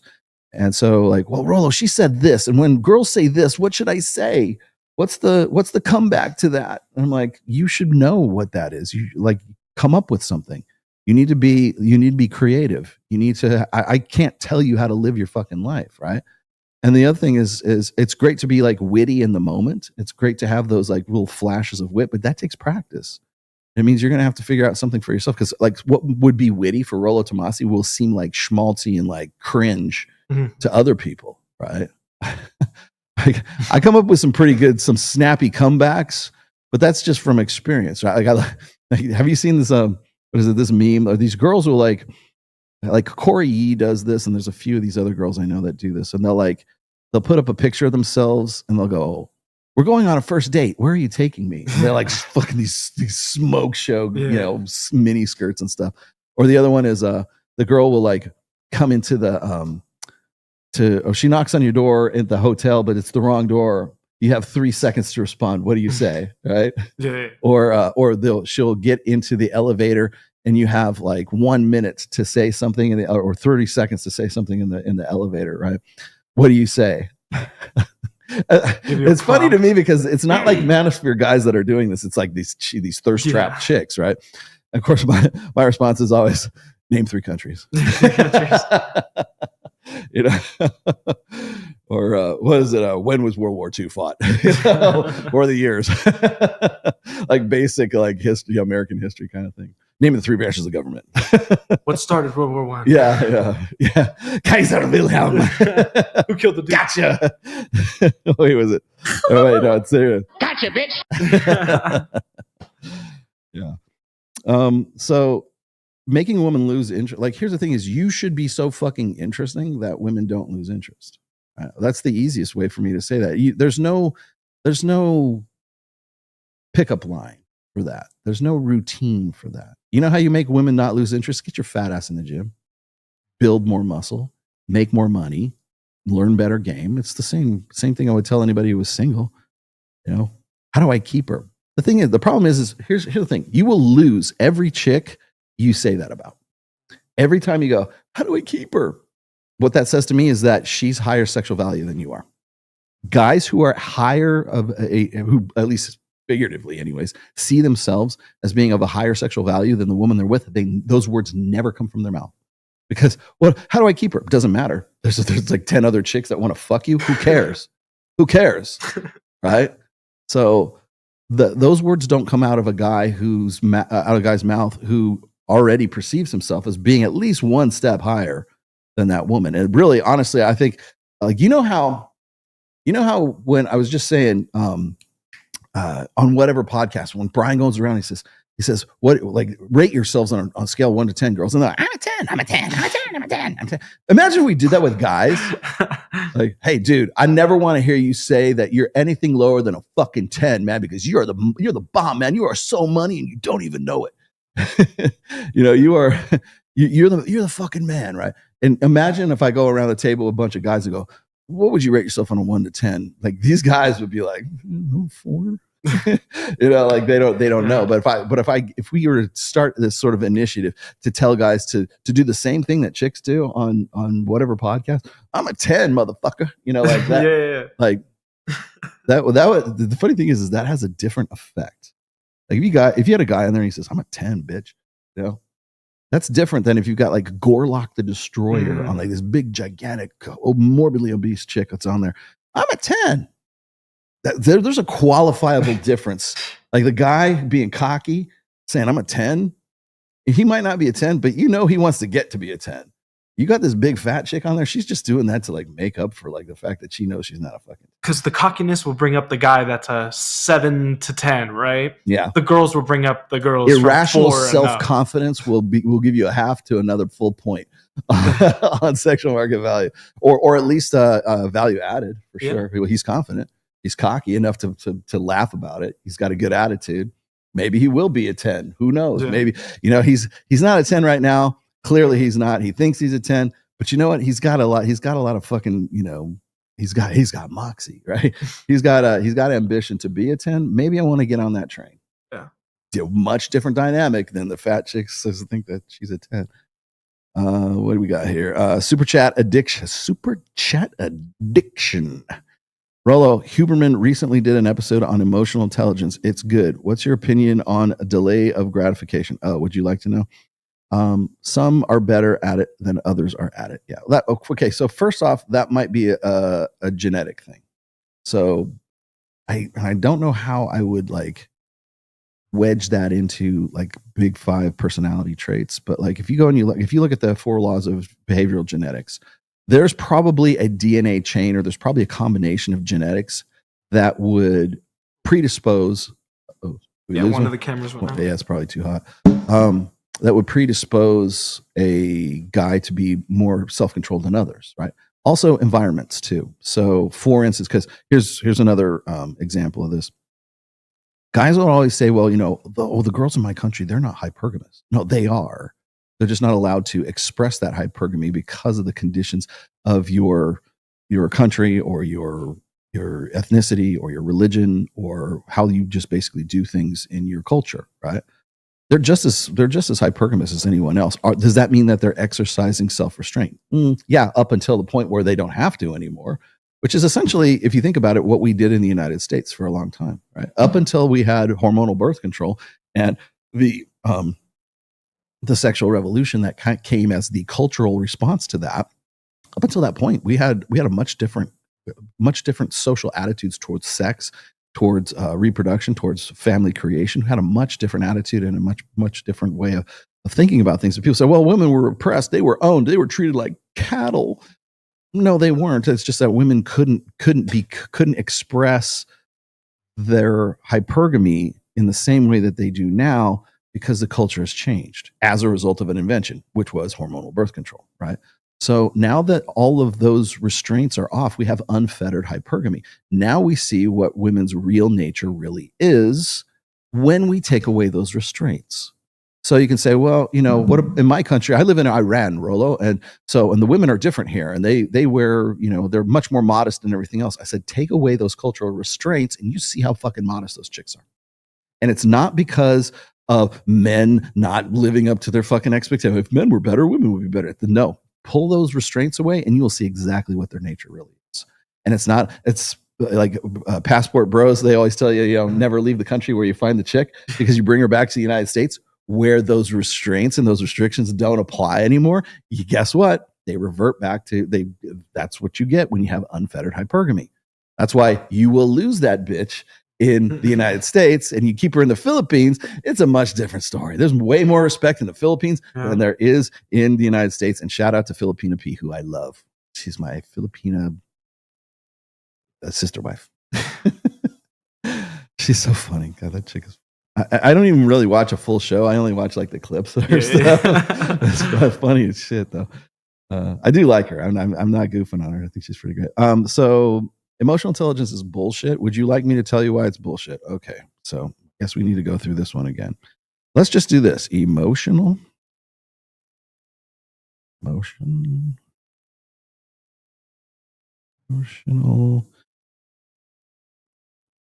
intelligence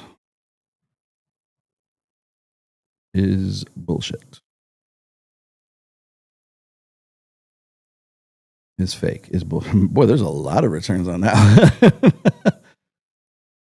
Do you think emotional intelligence is made up? Yes. Emotional intelligence is actually a thing, right? It turns out that emotional intelligence can indeed be measured as a set of mental abilities, and that is doing an informative exercise, but it's not a cognitive skill. So it doesn't really meet, because it's emotion. I don't know how many different ways I have to say this, right?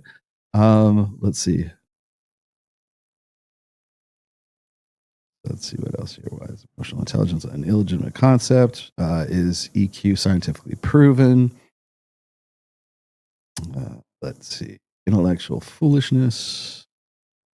I think this might have been it. The intellectual foolishness of the term emotional intelligence. Well, there's so much. Again, this is just, it might be because I'm looking for, I'm getting exactly what I'm looking for. Okay. But the thing is like, according to my very, I should say minimal research, emotional intelligence, the reason why I'm of the opinion that emotional intelligence is kind of like astrology. It's like chick speak, is because it takes emotion and it puts it into it takes the emotive qualities, let's just say, and puts them into empirical, or attempts to put them into empirical contexts, right? So, but the problem is like emotion is something that is malleable. As I said before, I think I brought this up on Access Vegas with some of the girls one time. I said, I can change your emotional state by putting 2 shots of tequila in. Are you really feeling like love and lust for me because you just took 2 shots of Jose Cuervo and now you can't get enough of me? Whereas before those 2 shots, you thought I was cringing, old, and a piece of shit, right? Doesn't sound like emotional intelligence, right? No, what it sounds like to me is like emotion is a process by which human beings process their surroundings. Okay, how do I feel about this? And usually when people are talking about emotional intelligence, they're talking about interpreting and understanding emotive states.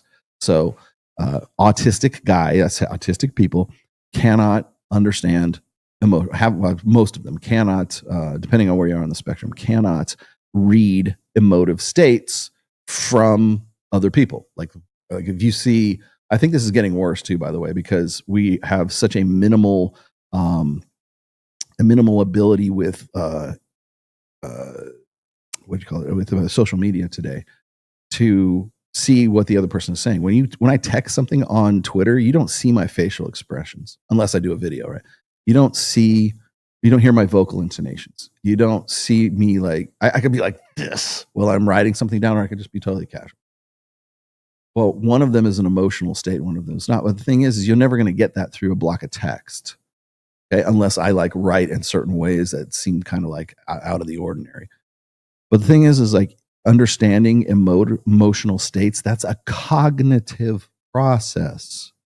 That is something that has to be learned. It is something that has to be conditioned. That's why I say I think that we're coming into an era right now where a lot of guys who might seem autistic, they're not actually autistic. They just haven't had enough experience live in real time with real fucking human beings to understand emotive states. Does that mean they're low on emotional intelligence? No, it doesn't. It just means they're low on cognitive intelligence that happens to do with emotive states. So being able to understand what people are feeling by looking at the cues, by looking at body language, by listening to vocal intonations, by where their eyes are. Their eyes could be dilated. Are they crying? Are they screaming? Or are they just totally monotone and not really, don't really care, right? Or what is happy, what is sad, right? Those things, it's an ability to understand emotions is a cognitive process. It is not an emotional process. Emotions are what you're feeling about whatever the stimuli that's coming into your fucking brain is. And by the way, the whole thing about emotional intelligence, all of this was developed in the early 90s by female psychologists. So we could make men more and more like stunted, retarded children because they don't emote and they don't understand that women are superior at emotional intelligence because that's just how we are. And there might be something to that. Like women tend to prioritize feels before reals, which is why we're in such a shit state that we are right now. When it comes to politics, when it comes to we were just the first question we had. How do we fight the liberals? How do we fight the leftists? Right? Well, here's what we do. You want to know the first step? The first step is we put reals before fucking feels. And for me to say that sounds like I'm angry. It sounds like I'm hateful. Oh, follow your heart. It'll never fucking lead you astray. Me and August Alsina had an entanglement, Stop it with the emotional speak, right? It's not emotional intelligence. It's a fucking cover up is what it is, Lack of accountability. And has been for quite some time. So the jury is definitely out on emotional intelligence, and that's me giving you a little bit. Is it possible to join or create a men's group focused on asking girls out individually with collective support? Yes, it's called Men of Action. If you want to join it, it is the third link down in the description down there. That is Mike Sartain's group. They specifically talk about this stuff. Also, tips for dating when you have ADHD. Take your Ritalin. There's your tip. I got ADHD. Vyvanse. You too can be like, if Destiny can get laid like he does, I have hope for you, my friend. Tips for dating with ADHD. Don't hyperfixate on her.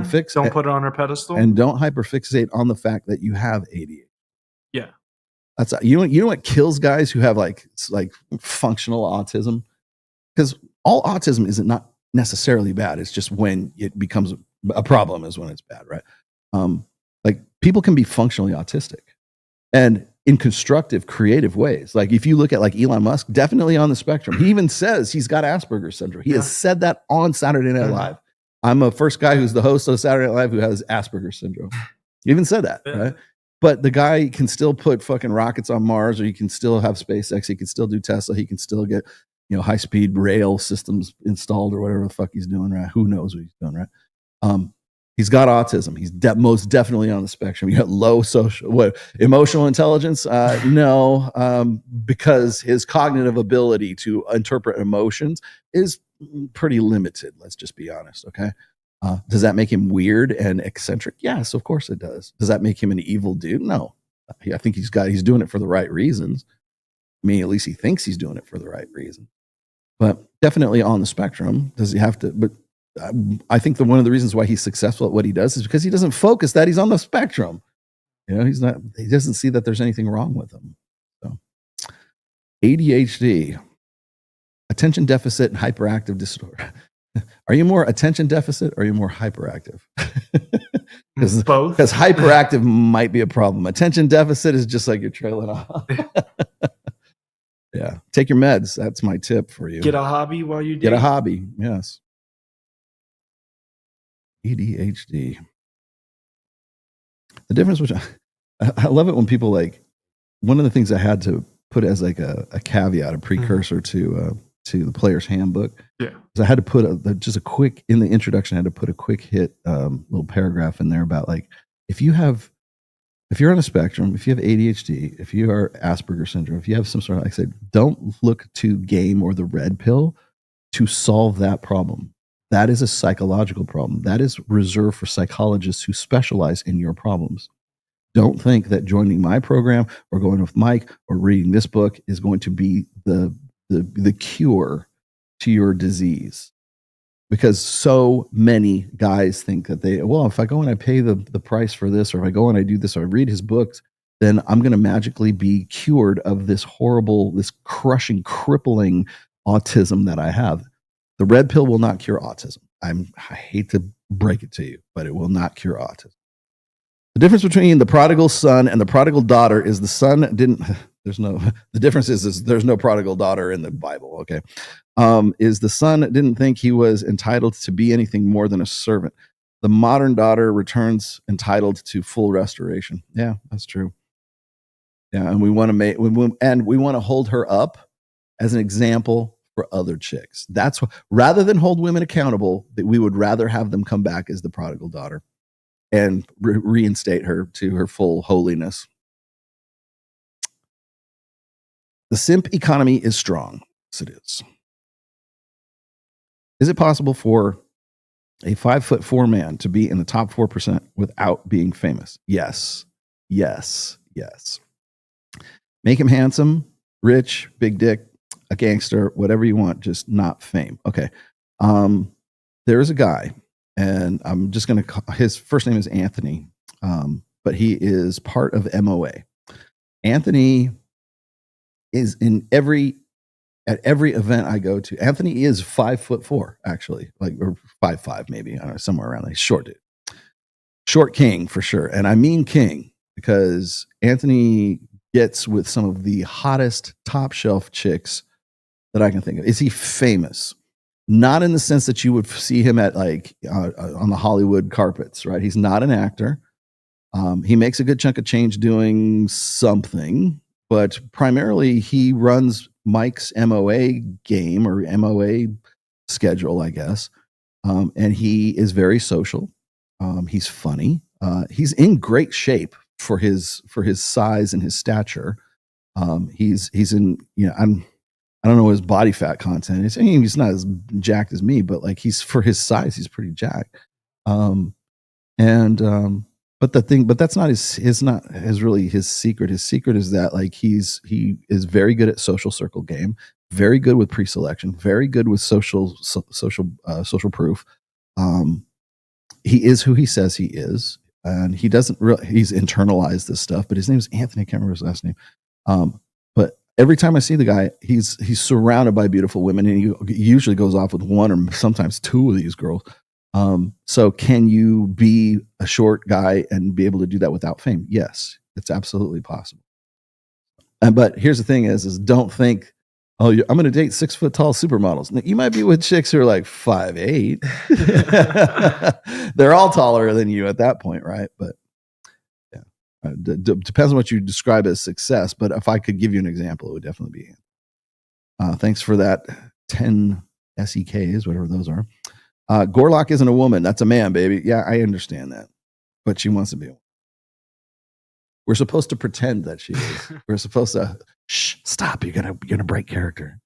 Just go along with it. What is game? Attitude, personality, frame, all of the above. Game, in my book, is social skills that people are sorely fucking lacking today. Social skills, in particularly social skills that relate to intersexual dynamics. That's what I would call game. But game is a lot of other things. It's the practice, whereas the red pill is the theory. They are both incomplete without the other. But what is game? Game is the practice of intersexual dynamics. It's using, leveraging what you know about your nature, about women's nature, about the nature of human beings in general, and intersexual dynamics to your best ability. Does that include attitude? Yes. Does that include personality? Yes. Does that include having a world into which a woman wants to enter? Yes, that's frame. All of the above, but more than the above. New studio design got welcome to the jungle. Welcome to the jungle. You realize it's not the actual jungle. He was talking about LA in that song, right? You want to say jungle? Wait till March 6th when I'm out there in LA.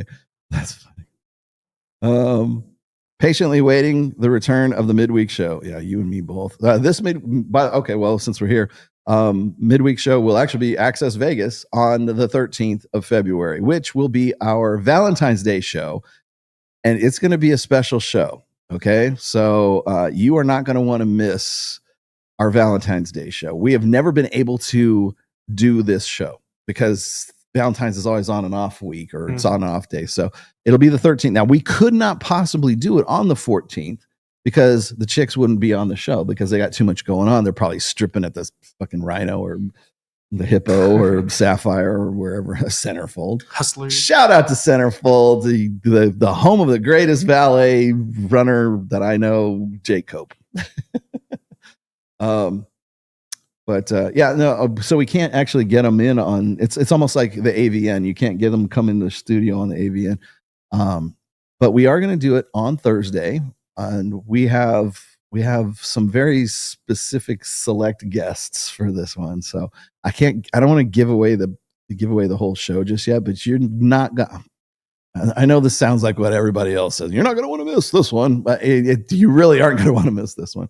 So my midweek show will end up being, we're going to have retards on the show. But yes, Aaron Clary will be here. I'm kidding. Not homosexual.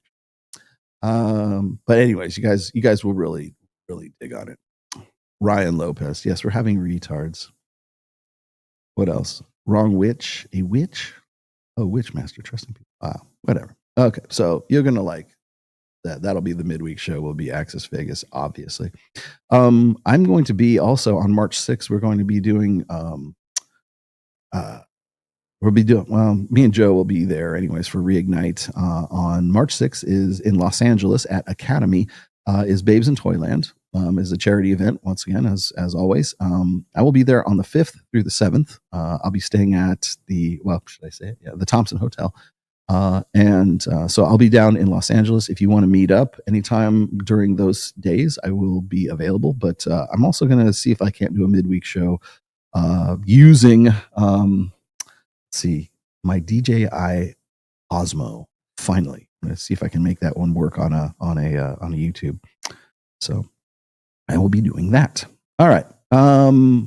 Next order of business. So I just wanted to point out, getting back to topic here, is the idea of the whole thing about chore play, the whole thing about a house husband, the whole thing about a stay-at-home dad. Can they be sexy? Well, the reason why they're not sexy is because women didn't evolve to find guys who are essentially berry pickers to be sexy, right?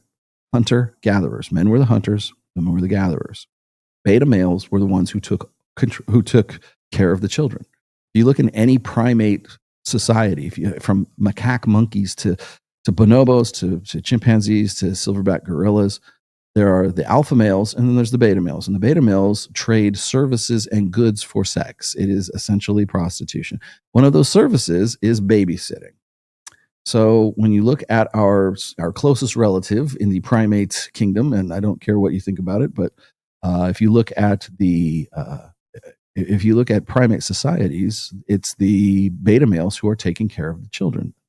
There is I think a sort of an evolved psychological firmware or understanding that men who take care of children, and I'm not saying they can't do it, they can, but there is this instinctive understanding that men who take care of children are beta males, because primates, as I said, beta male primates take care of the children for the females so that the females can actually go and have sex with the alphas when they're in estrus. And that's what they trade it for. They trade sexual access when that when the female, female primate, the chimpanzee or whatever, is not in estrus, there's a much lower chance of reproduction. She will have sex with the beta male, but only because it's like sort of it's for services rendered. It's sort of, oh, you watched the kid while I was knocking it out with the alpha. Thanks for doing that. Oh, thanks for the banana. Oh, thanks for picking these knits out of my hair and our kids' hair. That kind of stuff. Whatever this service is, right? And I think that there's an instinctive understanding, even amongst human females, that the men who take care of kids are the betas. And then I also got to point this out, is if that's the case, one of the things that gets me is when I talk to Richard Reeves seems to think that it's all about social conditioning. Like the only reason we think that like men who take care of kids or like change diapers or who are quote unquote, stay-at-home dads or house husbands, like how many guys set out to be a house husband? How many guys say, what my greatest ambition in life is? What's that? It's to be a stay-at-home dad and be with my kids all the time, right? Very few. Mostly because I think men on some level of consciousness understand that they have a burden of performance. And so if a man seems like he is a sort of a resource drag on a woman who is now expected to pull his weight and the baby's weight, she's the one who has to provide security for the whole family, including the guy who, on some level, resents the fact that he's not pulling his own weight as far as the finances are concerned. And I know that sounds like really kind of mercenary, but it's true. Like one of the reasons why, what was it? Here, I'll just bring this up. I have it right here.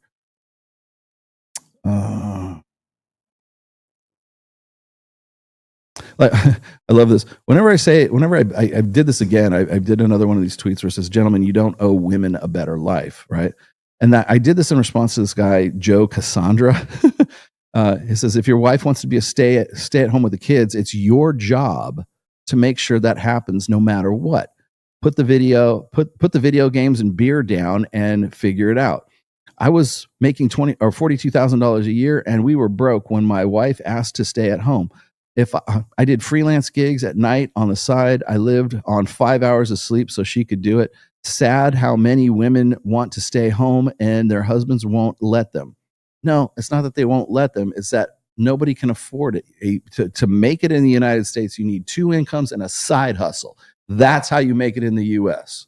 Sorry to say that, but that's how if you really want to, unless you're making a shit ton of money already there, Joe, that's how it works out. Sad that so many guys can't do that. Go fuck yourself. There's a lot of guys who can't do that. There's a lot of guys who are like, don't even make the 42 grand that you're making, that try to do that. So where do we go? Oh, so then I'm just saying, like, you don't owe a woman a better life. And then, then what about the mother of your child?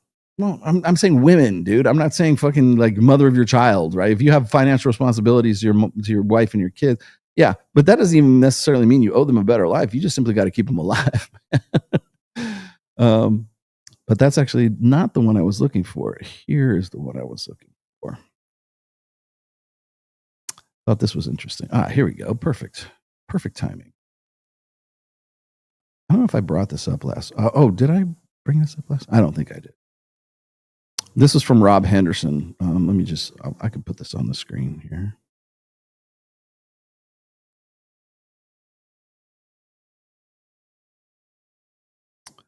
I think that's it. Okay, here we go. Rob Henderson, this was from February 1st. Couples where the husband's total income was more than $38,000 per year, greater than his wife's income, were the least likely to divorce. Couples least likely to divorce were those where the husband had a much larger income than his wife. So you can see that. This is from the IF studies. This is from International Family Studies. I think that's what that's called, right? I can grab this. Oh, okay. Let's share this tab instead. There we go. Okay, so this is Family Studies. Husbands with a much higher incomes than their wives have a lower chance of divorce. What does that say about house husbands and stay-at-home dads? Does that mean that there is a much higher instance of divorce because they're not in any way making more than their wives are? Their wives are the primary breadwinners because they're too busy taking care of the kids. Research in evolutionary psychology suggests that financial prospects are more of a priority for women than men when choosing a spouse. And that is the case around the fucking world. There is also evidence for the US that marriages are less stable when the wife out-earns the husband. Yes, that is the primary precursor, the precipitator of divorce in the United States, especially when the husband is unemployed or underemployed. Yet recently, Wall Street Journal reported that while in the past marriages where the wife earned more than her husband were more likely to end in divorce, this was no longer the case.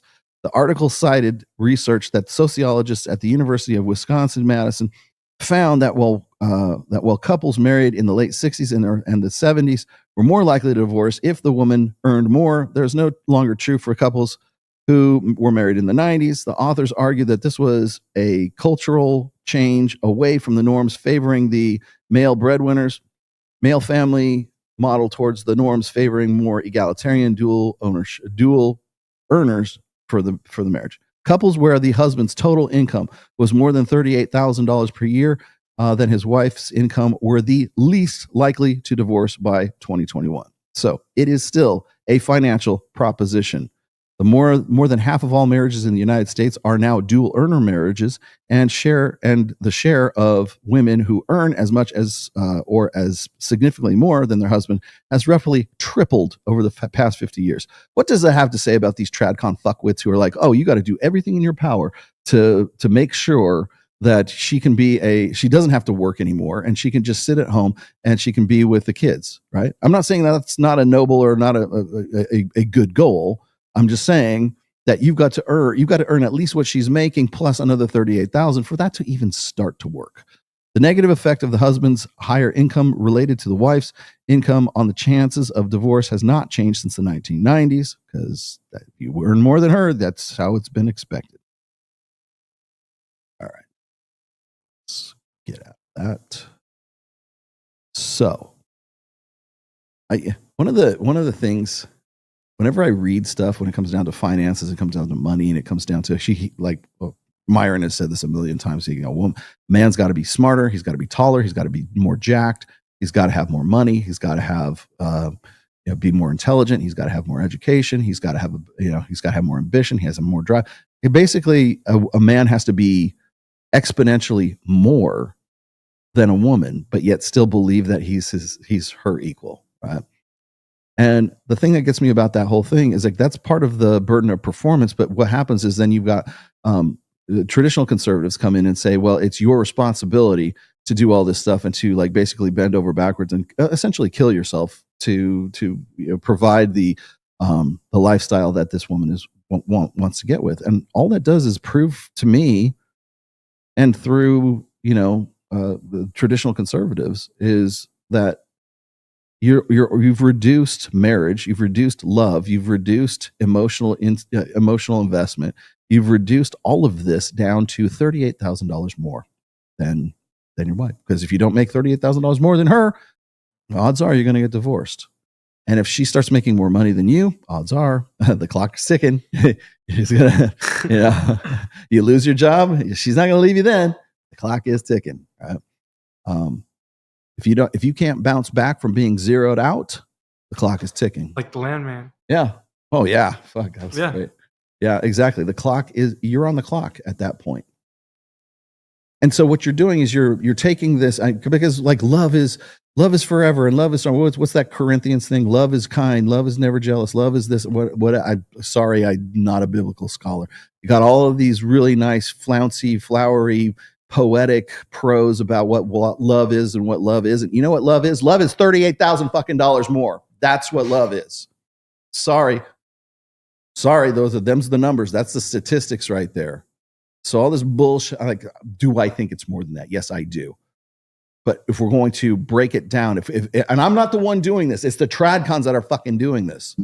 It's your responsibility. What's my responsibility? $38,000 more than her.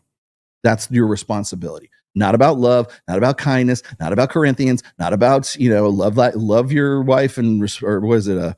love your wife and respect your husband, right? It's not about that. It's about $38,000 fucking dollars. That's what it's about. Want a successful marriage, guys? $38,000. That's a dividing line between you and you fucking it up. That's the dividing line between you having too much beer and playing video games and her walking.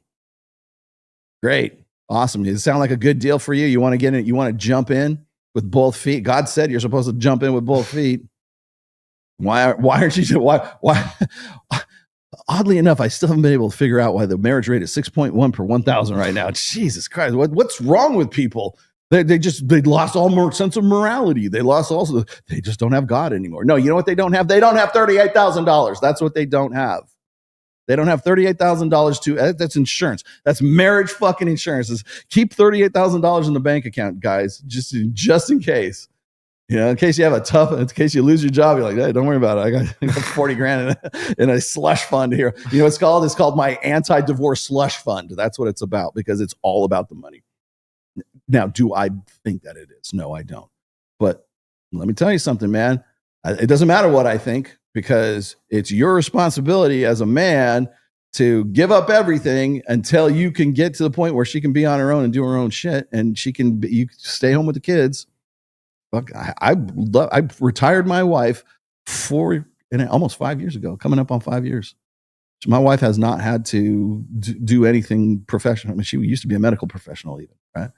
I'm happy to say that I can do that. But you know how long it took me to get to that point? It was only just 5 years ago, and I've been married for 28. So it took me 23 years to get to that point, right? So no video games, no fun for you, Mr. Tomasi. No beer, no drugs, no fun. Don't drink, don't smoke. And for 23 years. Are you ready? You ready to sign up for that? Right. Yeah. Tony Montana was right. Yes. First you get the money, then you get the power, then you get the girls. But first you get the money. Money comes first. You're not wrong, man. I'm glad you remember. You said that line without saying that line. Yes, I remember that.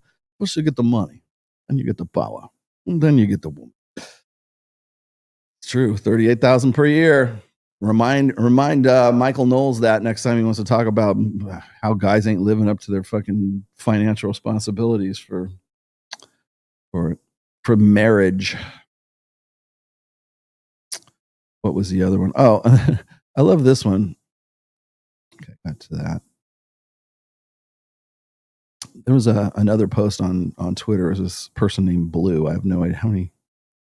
She has a girl. Oh, she's got 54, almost 55,000 followers. I guess she's somebody. Says she's 23. Replied to posts to contribute to this endeavor. I don't know what the fuck that is. Anyway, this is probably a bot. Sorry. This is why are men becoming increasingly uninterested in relationships and marriage? $38,000. That's why. Let me drop this one down here real quick.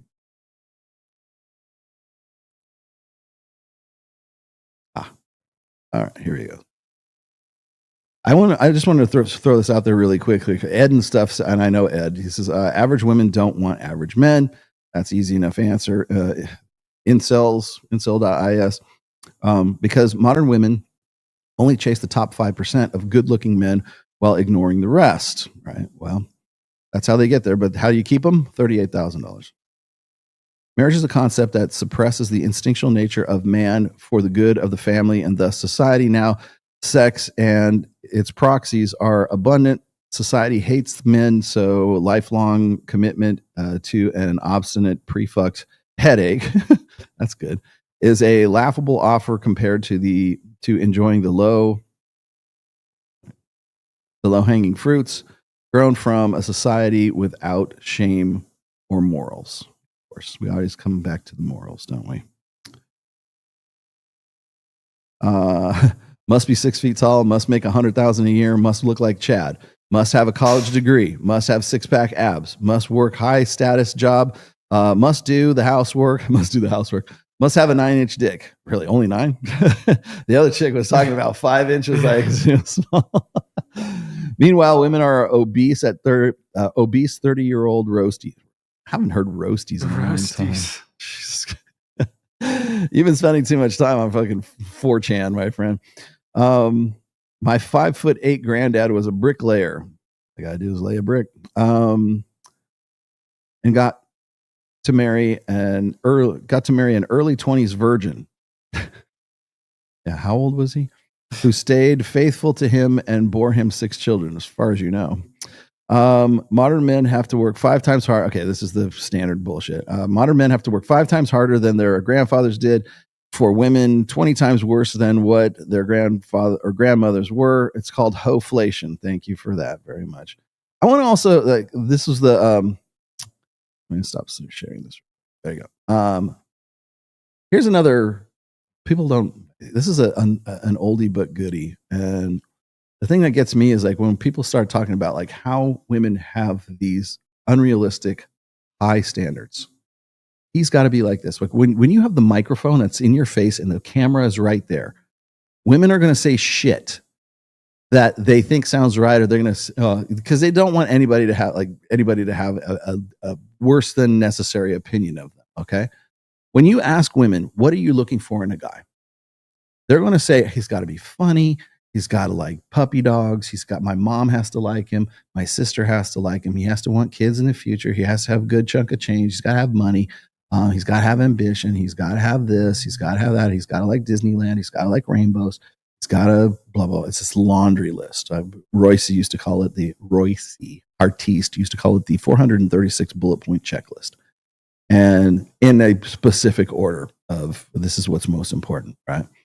But he also wrote this other great article, and it's called Women's Standards Crumble Easily Given the Right Incentives. Okay?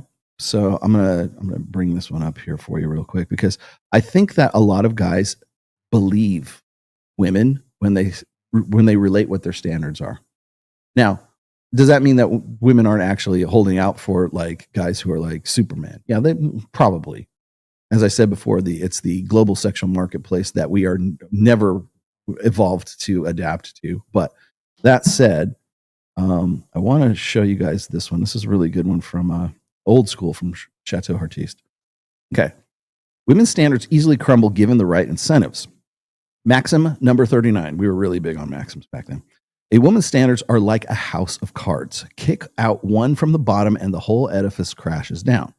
I was mingling with some friends, a mixed group, when one of the girls, a 7.5, 0.75 waist to hip ratio, Leith A cups, mid-20s, because this is vital to any discussion, piped up about her standards in men.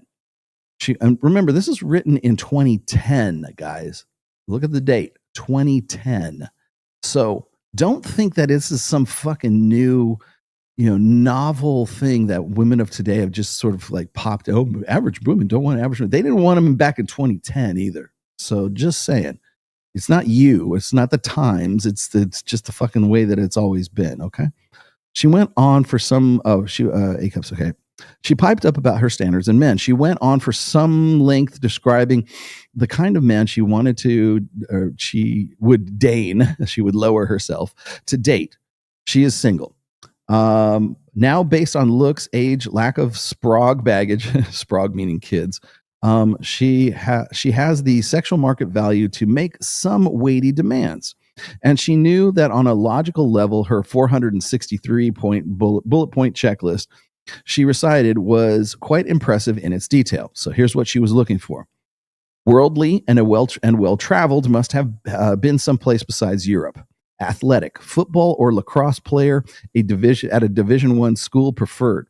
Spontaneous, generous, must have done volunteer work at some point in life. Cute, but with a rugged edge, a cross between Orlando Bloom and Christian Bale. Good conversationalists, can speak intelligently on any number of subjects, but especially film history. Stylish, not a J. Crew guy, but J. Crew still a thing, but more like a Banana Republic / Marc Jacobs guy. Muscular, but not too beefy. Deltoids must be developed to bulging perspective. You have to have boulder shoulders. Tall, but not more than 8 inches taller than her. A connoisseur of fine wine. Shuns video games. Sound familiar? This was not the full list. It was a list I could remember for this post. 2 weeks later, we all met again.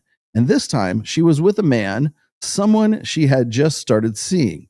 He was a full-time bartender, a local who had never left the country. Yes, he admitted this with some pride, dressed in jeans and a button down, a couple of inches taller than her, average male height, a state school grad, tattooed, a very chill, amiable guy. You could see yourself having a beer with him. Not particularly built, but not fat either. Better than average looking, but no Christian Bale. Socially savvy, but not intellectual. Confident. A big video gamer. We discussed the finer points of the Kinect. The Kinect. Yes, this was 2010. I hope you can all see what I'm doing. I'm going with this. Where I'm going with this.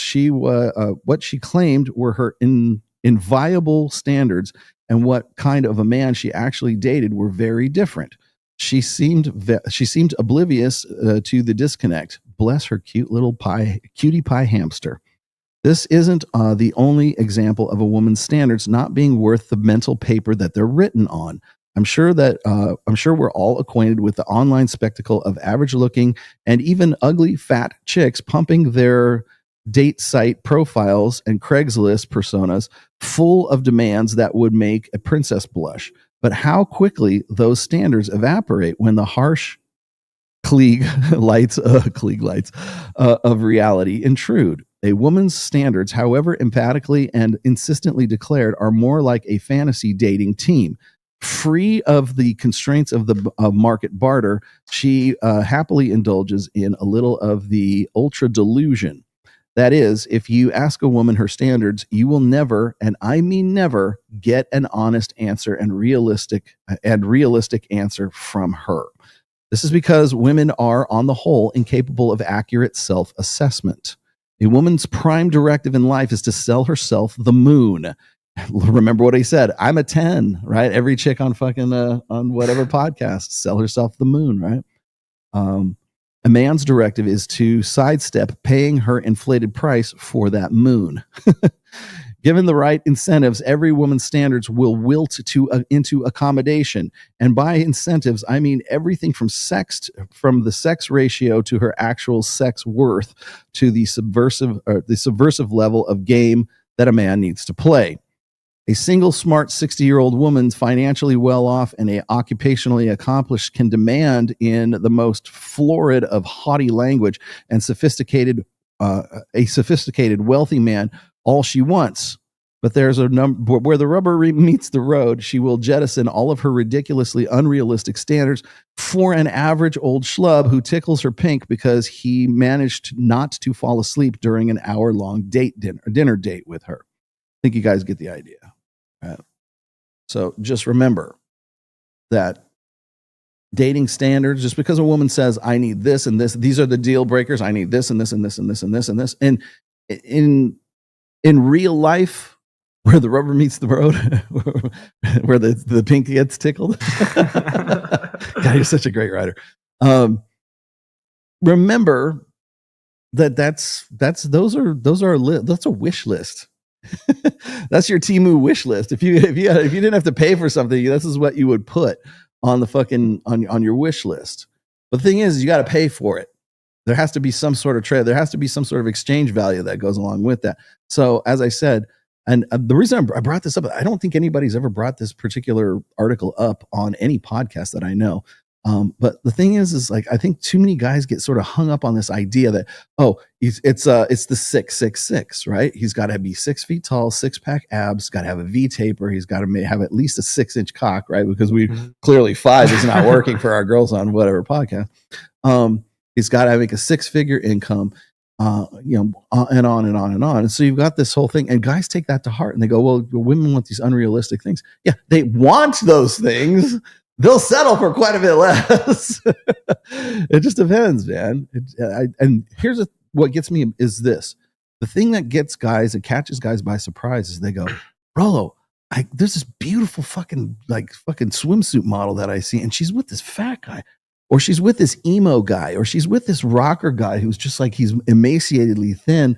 He's not masculine. How could she be with this guy? I'm way more jacked than he is, blah, blah, blah. I'm like, yeah, but you didn't shoot your shot with her. Yeah. You didn't try to make that approach. He did. Or maybe he didn't need to, right? Maybe she was just into him at that time. Maybe she was willing to say, you know what? These things that are on my 463 bullet point checklist, the ones that I think are so important, maybe I can compromise on those because of the state that I'm in, because of the context that I'm in, because now I'm 30 years old and I have to like change. I've got to change. They still want those things on the list. The priority of those things are different now. So when people go, well, hypergamy, I've said this a million times, hypergamy is not a straitjacket. So the woman who is a flaming 8 and 9, right? When she's 26 years old, she hits 30, she hits 33. Now she's at least mentally, she's down to a 7. And maybe it doesn't even matter if she's actually physically a 7. She could still be the hottest piece of ass you've ever seen in your life. But up here, she thinks she's a 7. All the girls that were sitting around this table, and we've done this several times on Access Vegas, they sit around this table and we say, what do you rate yourself? The girl who's looking like highly, who's looking at Anissa, she's I'm a 7, you know, and she's just trying to like objectively like be serious about it instead of like I'm a 10 no matter what. Fuck all you guys. Feminism, like that. You never hear that from these. You never hear that from hot chicks. Yeah, you'll never hear that from bottle girls. You never hear that. They're more humble because they get judged more. But yeah, they get judged more, and they're surrounded by hot chicks all the time. And so, like, you take one of these girls and you put them on whatever podcast, and they're the hottest piece of ass that's on there, but they're down to earth because they know what their competition is. They know who they're dealing with, and so you have a much more. And so what happens is you'll see this beautiful girl, and she's with a guy who's like, you would go, I'm better than that, dude. How the fuck did she get with this guy? He's fat. He's not all that, but that's what she'll settle for, right? That's what she might say. Even our hot girls will say, hey, I want a guy who's $5 million. Mm-hmm. What's attractive to you? $5 million. Those are the girls who are post 30. Yes. CJ Sparks looking at you. Nothing's unattractive if you've got $5 million, right? But again, as I said, it's the prioritization of what that laundry list is going to be. But guys think that is set in fucking stone, like it came down from the tablets from Mount Sinai in the Talmud, in the Torah. I think he's a Jew. No, I am a pagan. I'm a heathen. Yes, I'm an Odinist. I worship the All-Father. We have blood sacrifice. Let's see. What do you got? You know, the Sumerian kings list with 134 generations, considering female infidelity, you got to wonder how pure the divine blood actually is. Yeah, it's not. Wonder? I don't have to wonder. I know exactly how it is.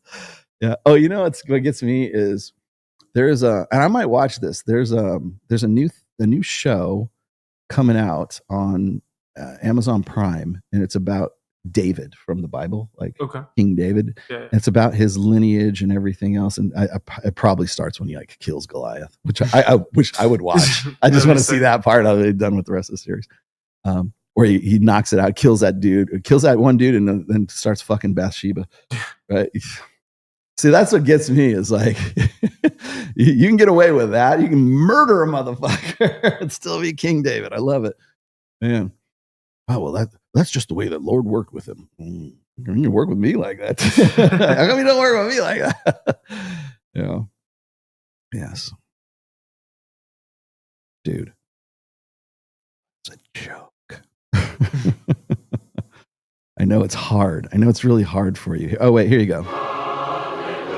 There you go, Lord. There you go, Lord Lloyd. Total Recall. Yeah. What else do I got for you today? We got to that. We got to Blue. Oh, hey, shall we go to Brad Wilcox? Oh, we got to Brad Wilcox already. We talked to him. We talked about married men being happier. You know what else? It was funny. I told him, I responded to Brad Wilcox. Here, I'll just show you. Like, this is what Brad threw. Brad is like very pro marriage. It doesn't matter like how dangerous the situation is. It's like the Lord said to jump off that cliff. So you lemmings just go jump, right? There it is. Married men, especially married dads, are the happiest. of course, it's the International Family Studies that's saying this, based on men aged 18 to 55. So, but if you're older than me, how come I get guys? I'm 56. How come I'm not in it? I'm happy as a motherfucker. No, happiness, as I've said a million times, does not exist.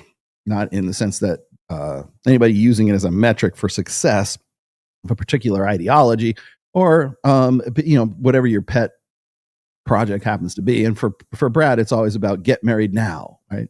That's his book, Get Married, on Amazon. Here, I'll even give him a plug. Here it is. This is Get Married Now by Brad Wilcox, and you can be in this nice little look at the cover of this. Yeah. Let's just ride off into the 1950s sunset here. Oh, see, this is TradCon marriage right here. It's not like arguing over finances or like, kids eating fucking Eggo waffles and stuff. Well, he hit her and he said this and fuck you. Yeah. That's fun.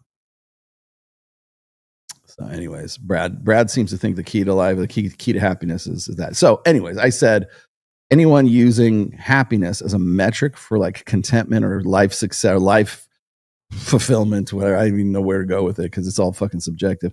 But anyone using happiness as a metric as a proof of a metric, proof of whatever their ideology happens to be, they're selling you something. In this case, it's a book. But I gave you a plug. So then he comes back and goes, well, Rollo, those red pill guys never talk about this, which virtually guarantees I've written about it over the last 22 years.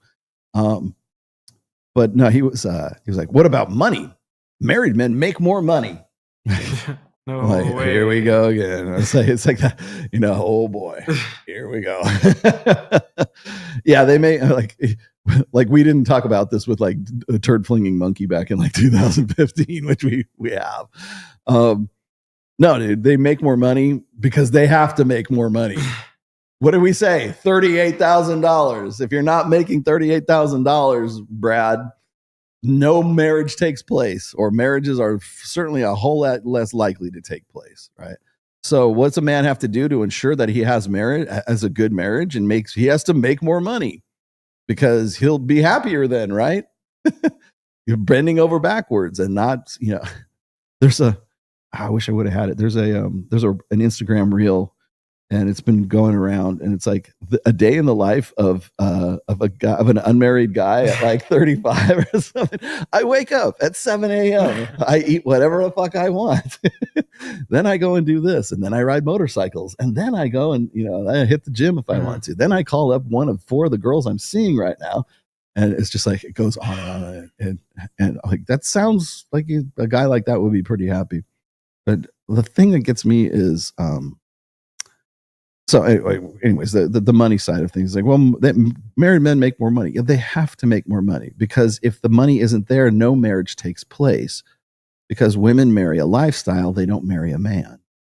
And the sooner you guys can accept that, the better off you're going to be when it comes to reforming marriage. I'm not saying marriage is a bad thing. I think marriage is a great institution. It's the bedrock of Western civilization. Okay? There's no denying that. Socially enforced monogamy has had a pretty fucking good track record up to now. So we live in a different technology. We live in a different state. When I was talking about how we used to live in hunter-gatherer tribes and everything, it's like, yeah, I forget who said this. I think it might have been Jim Sexton, or he was quoting somebody else saying that human beings we're like cavemen.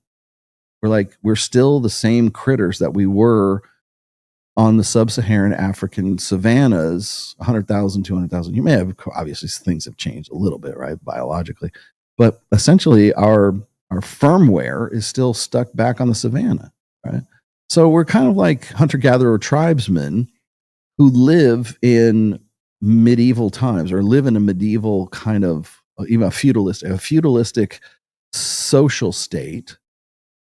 And we're surrounded by godlike technology. So yes, we landed on the fucking moon. I'm just going to preview this one. But we went from the Wright brothers learning to fly to put together a Kitty Hawk in what, 1906? Yeah. I think that was it, so somewhere around there, like early 1900s. And we put a man on the moon, and we did in the 60s. So inside of 60 years, we went from learning how to fly. 1903, we figured out how to get a mechanical contraption off the ground. Then by 1914 or 1915, we had fighter planes like the Red Baron and the biplanes, like killing people, using them as weapons of war at that time. And then we got to World War II, where we had Spitfires and freaking Corsairs and Hellcats and Mustangs and everything else. And then we got into the 50s and the 60s, where we figured out turbojets, and now we have F-16s, we have Phantom jets and everything else. But, you know, by the time we got to the mid to late 60s, we put a man on the fucking moon. That's pretty fast development for human beings. 60 years. Now we're in the 21st century, and we're still trying to figure out. Then we created hormonal birth control, and we're still trying to figure out how to fucking deal with that in a post-sexual revolution society. So, well, we're going to talk about happiness. We have all of these horrible problems that we don't know what to do with in the 21st century. I got an idea. Let's go back to the 20th or the 19th century and see if we could figure something out from those people and then apply them to the 21st century. That seems like some backwards ass shit, man. We have to go forward. We have to figure something out. And like I said, I don't think that marriage is a bad thing per se. I think it's bad the way we do it now. Why can people, I don't know how many different ways I can say the same fucking thing. Rolo, man, aren't you married? Yes, I'm married. I'm successfully so. And I attribute a lot of that success to me being red pill and me having internalized that. I don't game my wife, right? But I'm pretty damn good. I am more traditional. I am more tradcon than any of these tradcon motherfuckers, and none of them will have me on their show. Been married for 28 years, coming up on 29 in July of this year. Been with my wife almost 30 years. Let's see. Same woman, never cheated on her. Have a kid, have reproduced successfully. So there you go. She is retired and she's no longer working, although it was after she was a mother, but that was okay. She liked what she did. She was a medical professional. She enjoyed her work. My daughter was not raised by freaking daycare. She was raised by me, and it was like we shared custody. I hate to say that because my wife would work on certain days and then I would work on certain days, and we were still trading off the kid, you know, but one of us was with our daughter all the time, right? And the only time we ever had daycare was when it was like she was going to school and she had to stay after school till I got off of work at like 5 o'clock. Like, so 1 hour of daycare. Okay, you got me. And so now my wife is retired. I'm doing everything. Can I play video games now? Can I play Space Marine 2? Which I'm going to do no matter what you say. I guess I'm okay. I guess Charlie Kirk would give me a stamp of fucking approval. But I'm still waiting for that fucking call from all these guys. Like, how come? Because you're fucking scared of me. That's why. Anyways. Do you think female aversion to daytime naps and video games is something innate, anthropological, or I'm glad you brought this up, man. Or is it some form of toxic feminism disrespecting? It is not feminism. I will tell you right now, it is not feminism. It is not learned. This is innate. Now, what is he referring to? I made the mention of this actually on this show and then on Access Vegas a couple of times. There was this guy that I was quoting from a tweet, and he said that he didn't understand why it was that his wife or his girlfriend got so pissed off whenever he was trying to take a nap in the middle of the day, right? So it'd be 2 o'clock in the day. I mean, because the guy had his work schedule or whatever it was. If he was talking about like whether it was innate or if it was something that like women had learned, right? To be pissed off about. And I thought it's got to be innate. It's got to be something that like if a guy's not doing something, he's not awake at 2 p.m., he's not there to protect the family. If he's sleeping, he's not there trying to kill the caribou and bring back meat to the tribe, right? And So what women will do is they'll like resort to this passive aggressive, like as I said, covert communication, right? Which is they make all kinds of noise in the kitchen, or they'll like turn up the fucking volume on the radio, or they'll find some way to like bang pots together or something like it. Anything to keep you from actually sleeping. And one of the things you guys said is that you could be a fireman, like a forest fire lineman, and do like a 21-hour shift and come back and you're sleeping at like 1 o'clock in the afternoon. They'll still be like, oh honey, the trash needs to go out, like not knowing you're actually trying to sleep or something like that. It's the worst fucking thing in the world. But like it's the worst because of the way that women respond to it. Instead of just saying, hey, you know what, it kind of bugs me when you're sleeping at 2, great, fine, I'll just go sleep in the car and we'll be all done, right? Or whatever I got to do.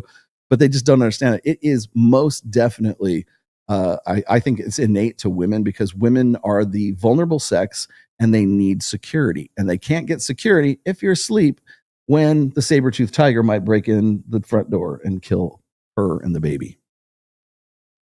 I agree with you that happiness isn't a goal state. It isn't the accurate word being described by those seeking happiness actually gratification. No, it's not. Gratification, we can say, is like satisfaction. Like I'll I'm another reason I'm glad you brought this up.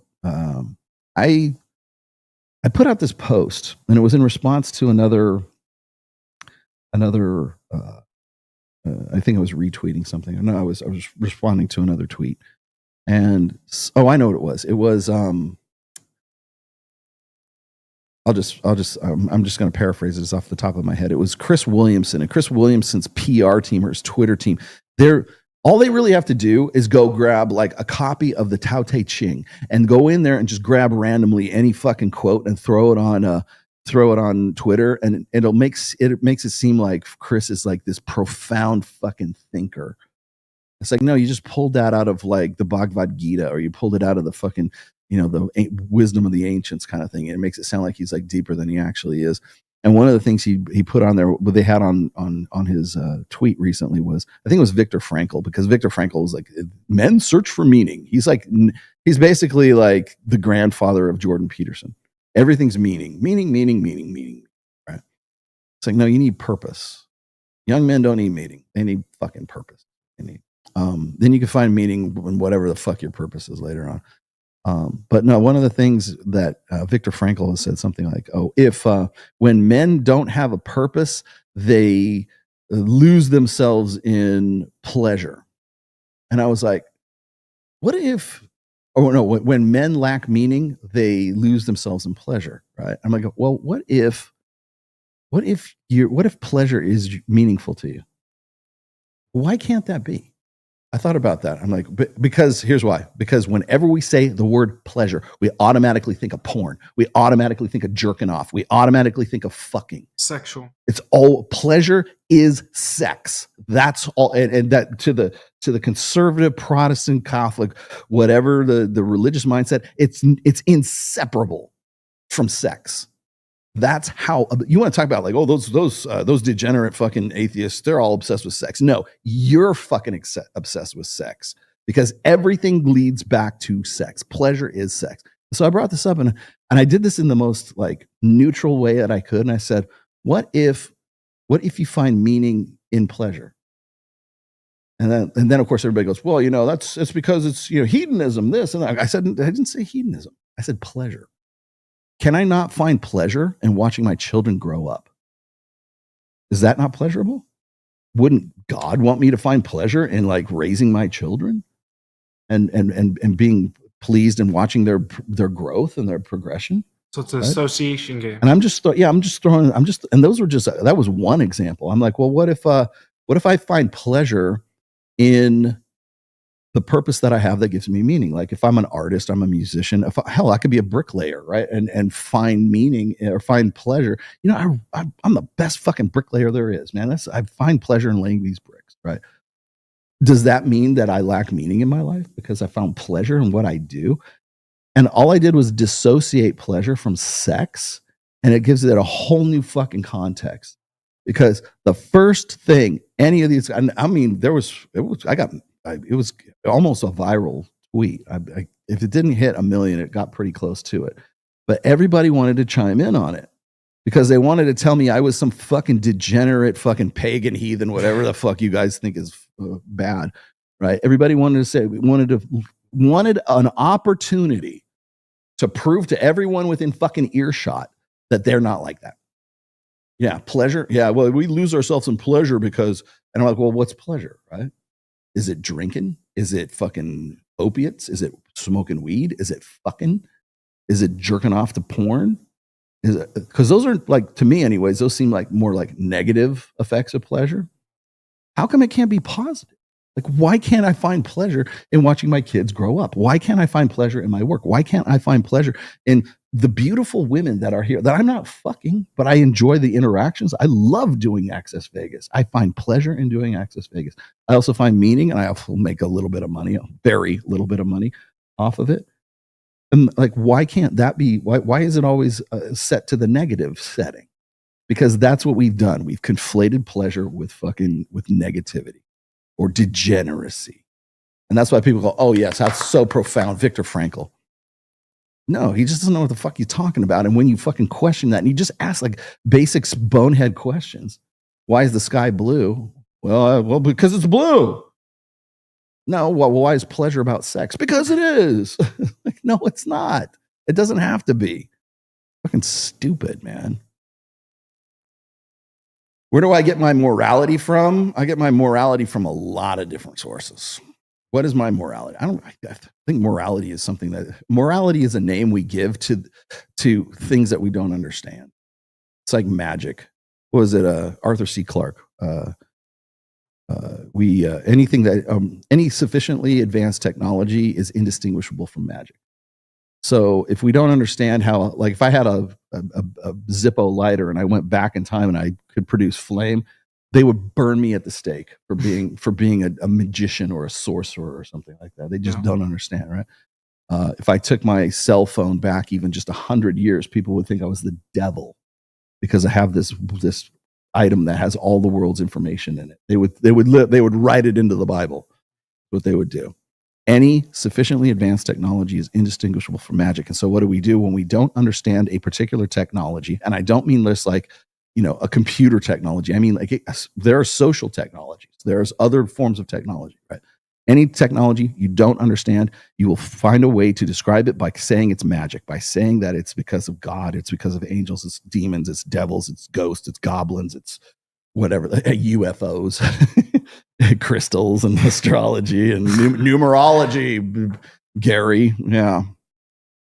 See. Well, we can debate morality all day long, but you can't. I'm just going to come back to empiricism every time I do this.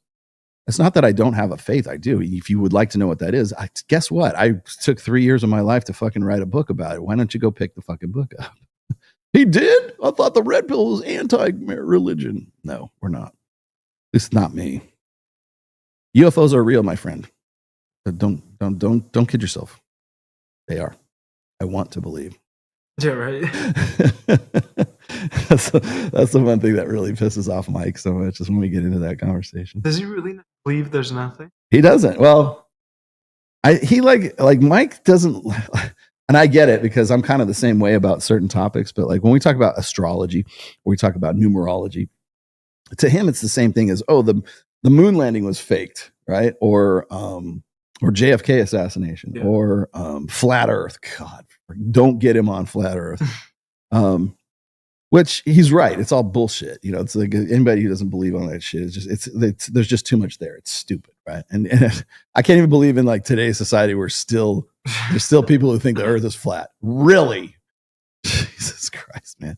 Like no wonder China is lapping us on the technology, right? But no, so we talk about like if you talk about like spirits and shit like that, he kind of just blows those off. He doesn't really talk about them. But like when the girls get into like my feminine energy and my masculine energy, or like crystals and astrology and tarot cards and all the standard chick crack, right?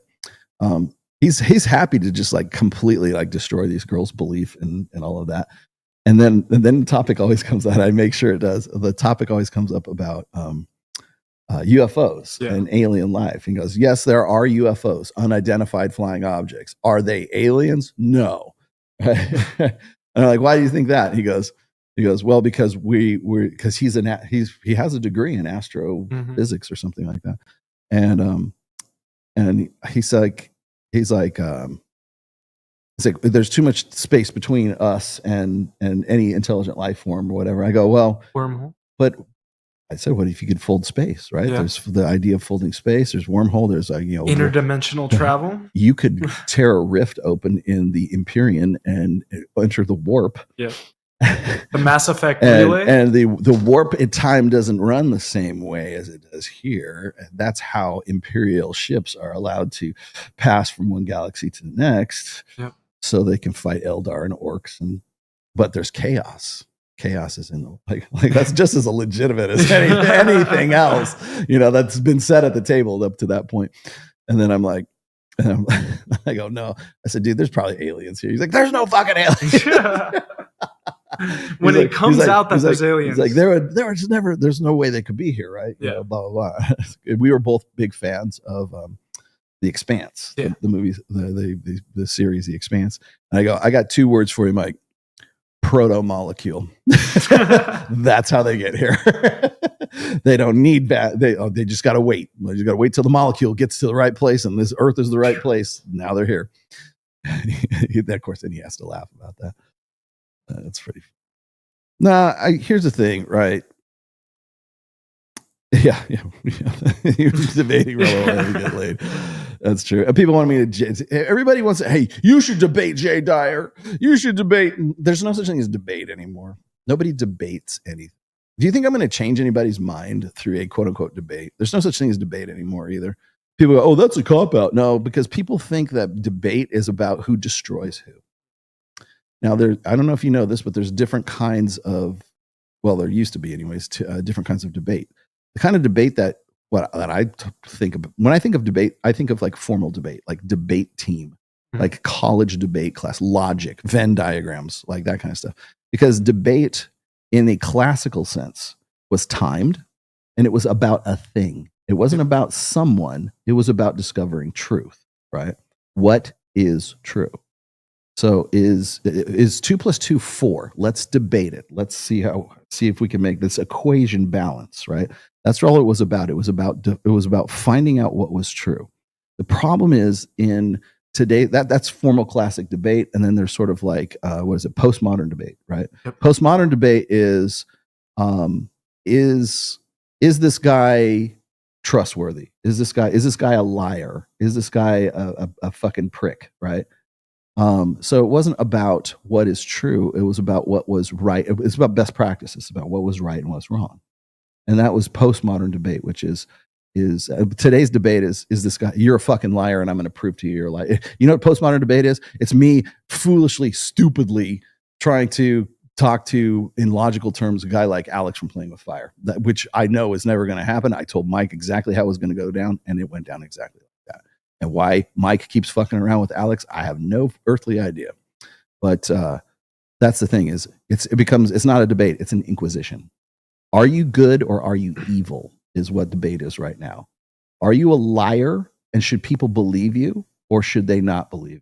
Yep. It's not about what's true. It's not about an article. It's about the person now.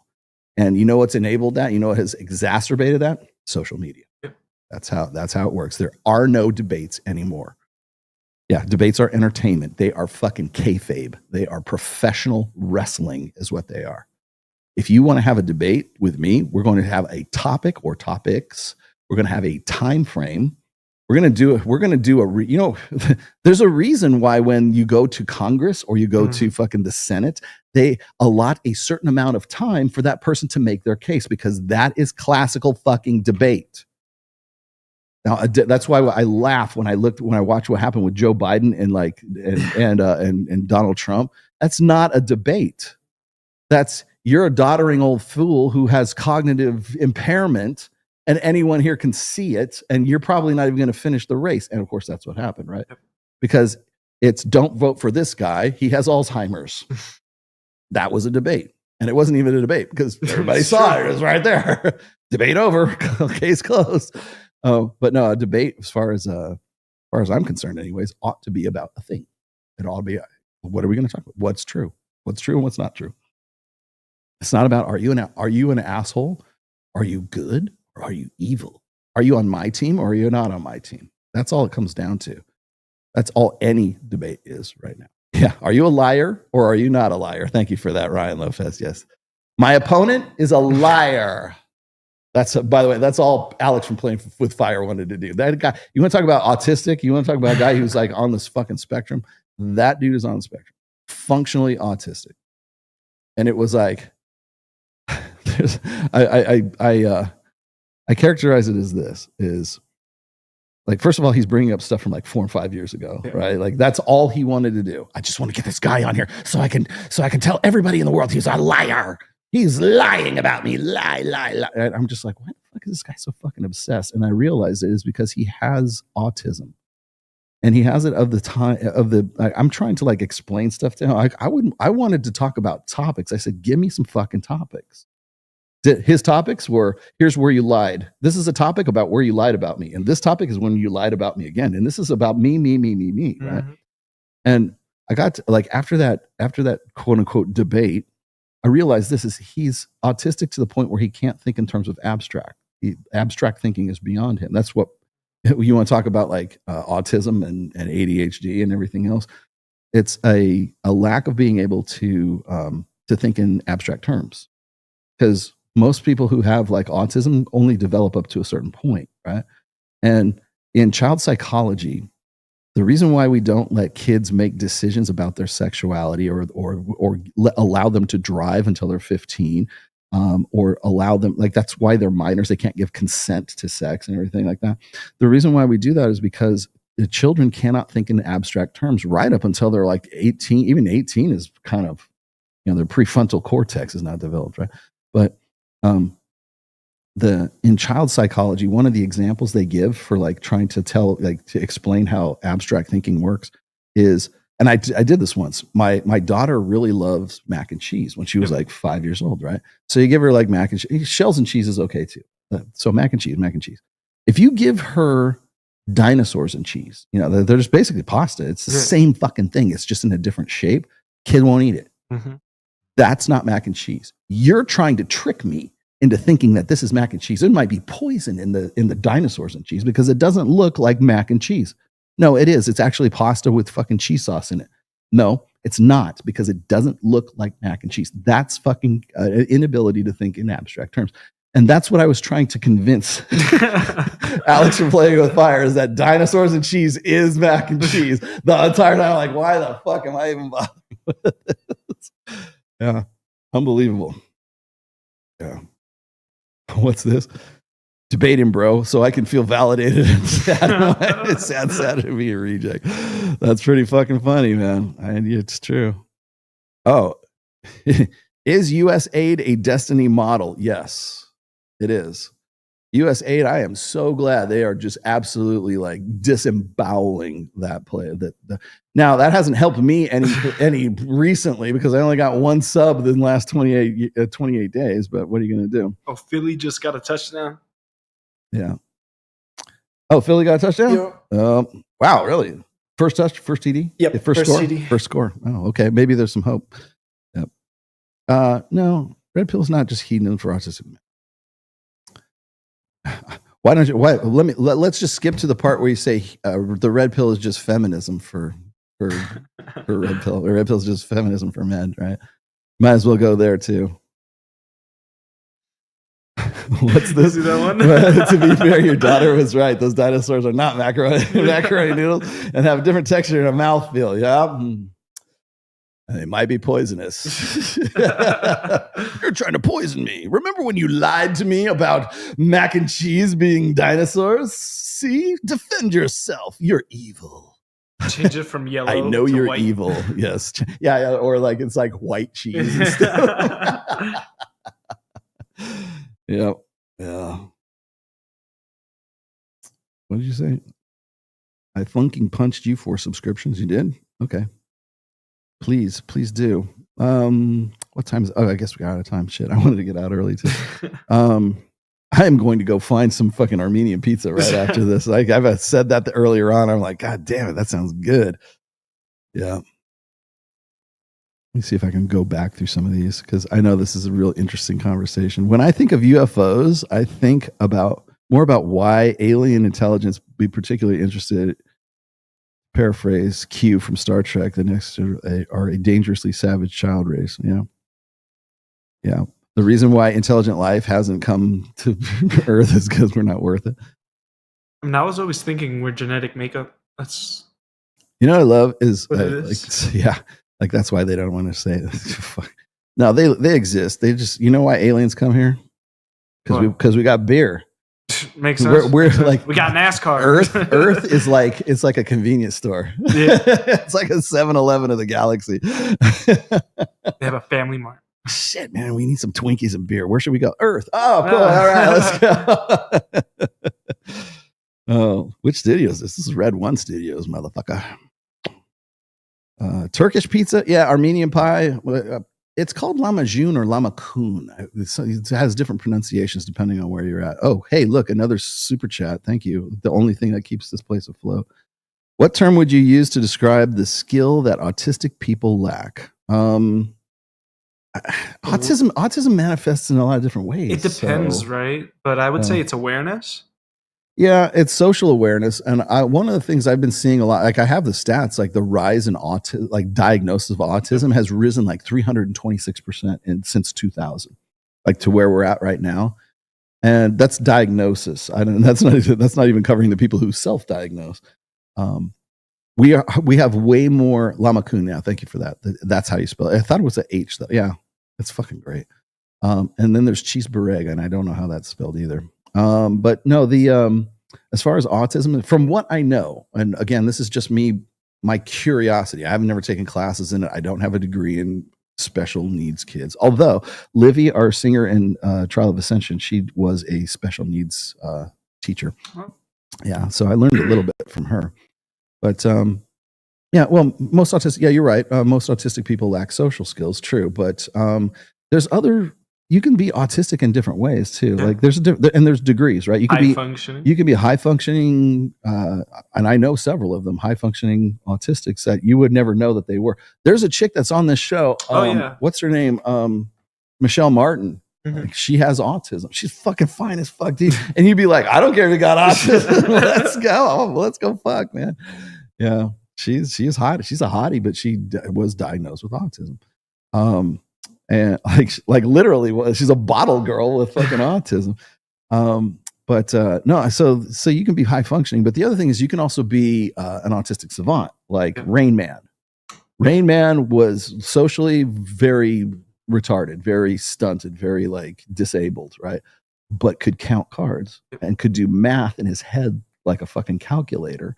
So there's the autistic savants who do one thing like crazy good, but nothing else, right? Yeah. So it kind of depends. It really kind of depends. What? You have 4 minutes to watch? Yeah, you do. You don't even have that long because I'm going to leave right now. Asperger's syndrome. That's why I call you Spurgs. It's a shortening. How did incel catch on and Spurg didn't? Yeah, I don't know. Yeah. All right, guys, I'm going to get out of here. Thank you for watching. We're going to go watch the Super Bowl now because we're not homosexual. Oh, those guys are back! Yeah, sweet. We're going to go watch men run around after other men in tights who are overpaid, who are the focus of hero worship, who make you gay, according to people in the manosphere who probably shouldn't be talking about it in the first place. Yeah. Or Nick Fuentes. Take your pick. Yeah. So what have we got? Oh, we got Access Vegas coming up on Thursday. That will be our Valentine's Day show. And as I said before, you don't want to miss this one. I know everybody says that, but it will be our Valentine's Day show. I can neither confirm nor deny that the girls will be in lingerie during the entire show. But boy, wouldn't it be great if they showed up in lingerie?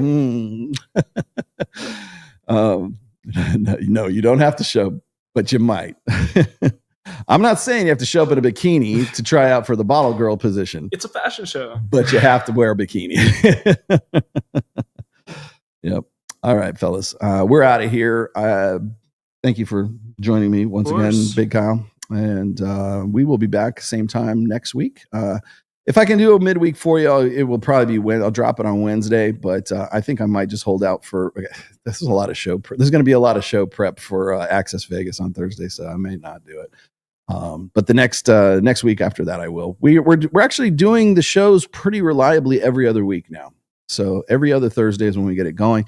I also want to give my big thanks to Leona Logan, who came in. She was the gal was right next to me, and on the last Access Vegas. Yes, she's older, but she's a professional musician, and she was actually the first girl I ever brought on the show who hadn't been on the show already before. Huh. And her band is the Leona Logan Band, I guess. I think she's just she does her own solo stuff. She also plays in an AC/DC tribute band. Oh. And it's all girls play AC/DC. And she is, of course, Angus Young because she's very good at it. And she makes quite a bit of money off of being in a tribute. Well, it is Las Vegas, right? So big ups to her. Thanks for showing up, man. Cause it was a lot. She's very intelligent, very smart. She had some really good takes, and I'm considering actually doing a one-on-one interview with her in here at some point too. But she was a really cool cat, and I liked having her on.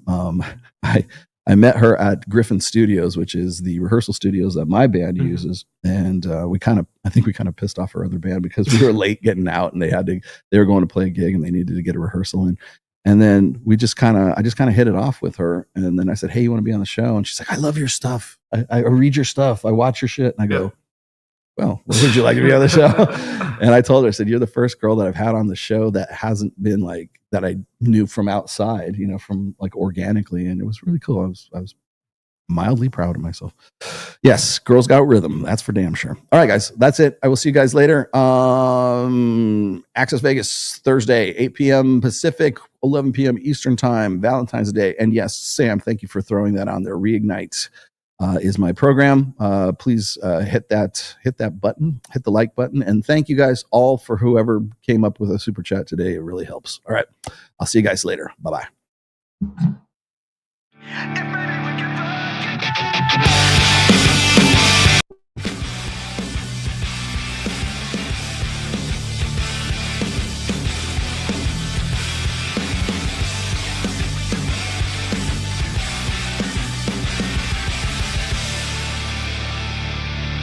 Hello there, children.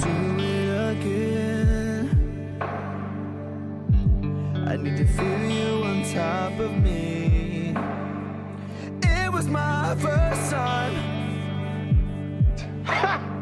but I was just a kid when we met and went to bed. It was my first time. What do you expect from me? I'm breaking up the rules now in the game. I've got some new tools. Please do the same. Time came by and went over like a matchbox stereo. Time to get my thoughts now, let it go. Bound to keep me up all night.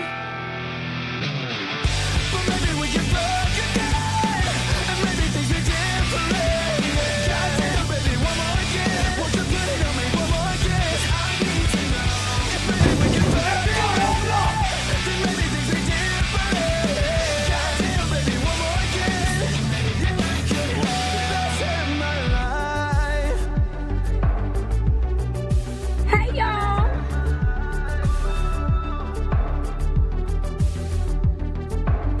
Now we're fucking in the bathroom, tearing up everywhere while I got your hair. Why you screaming my name? That's nasty. It is nasty, right? Isn't it nasty? She was swinging in the bedroom, whole time stopping and slipping with her hair. Like she's calling you Kelly. Well, I'm a whore. Run me up and down like a pony. Turning up my song, getting nasty. Working up and down on your body. Run me up and down like a pony. Turning up my song on your body. Baby, Ain't nobody got time for that. but maybe we can fuck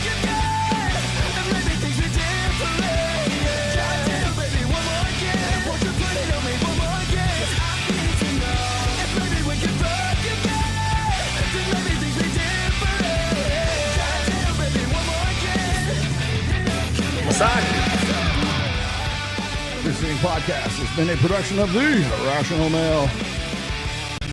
All rights reserved. Registered trademark 2025. And don't steal net stuff. I feel like I just took a bath in battery acid.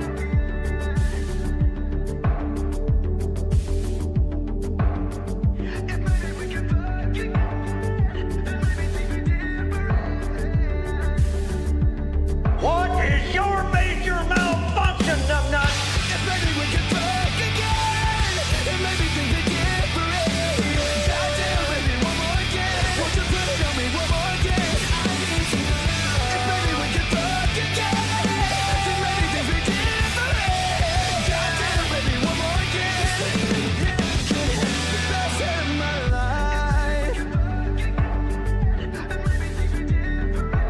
No, you're wrong. Tell these bitches to go to hell.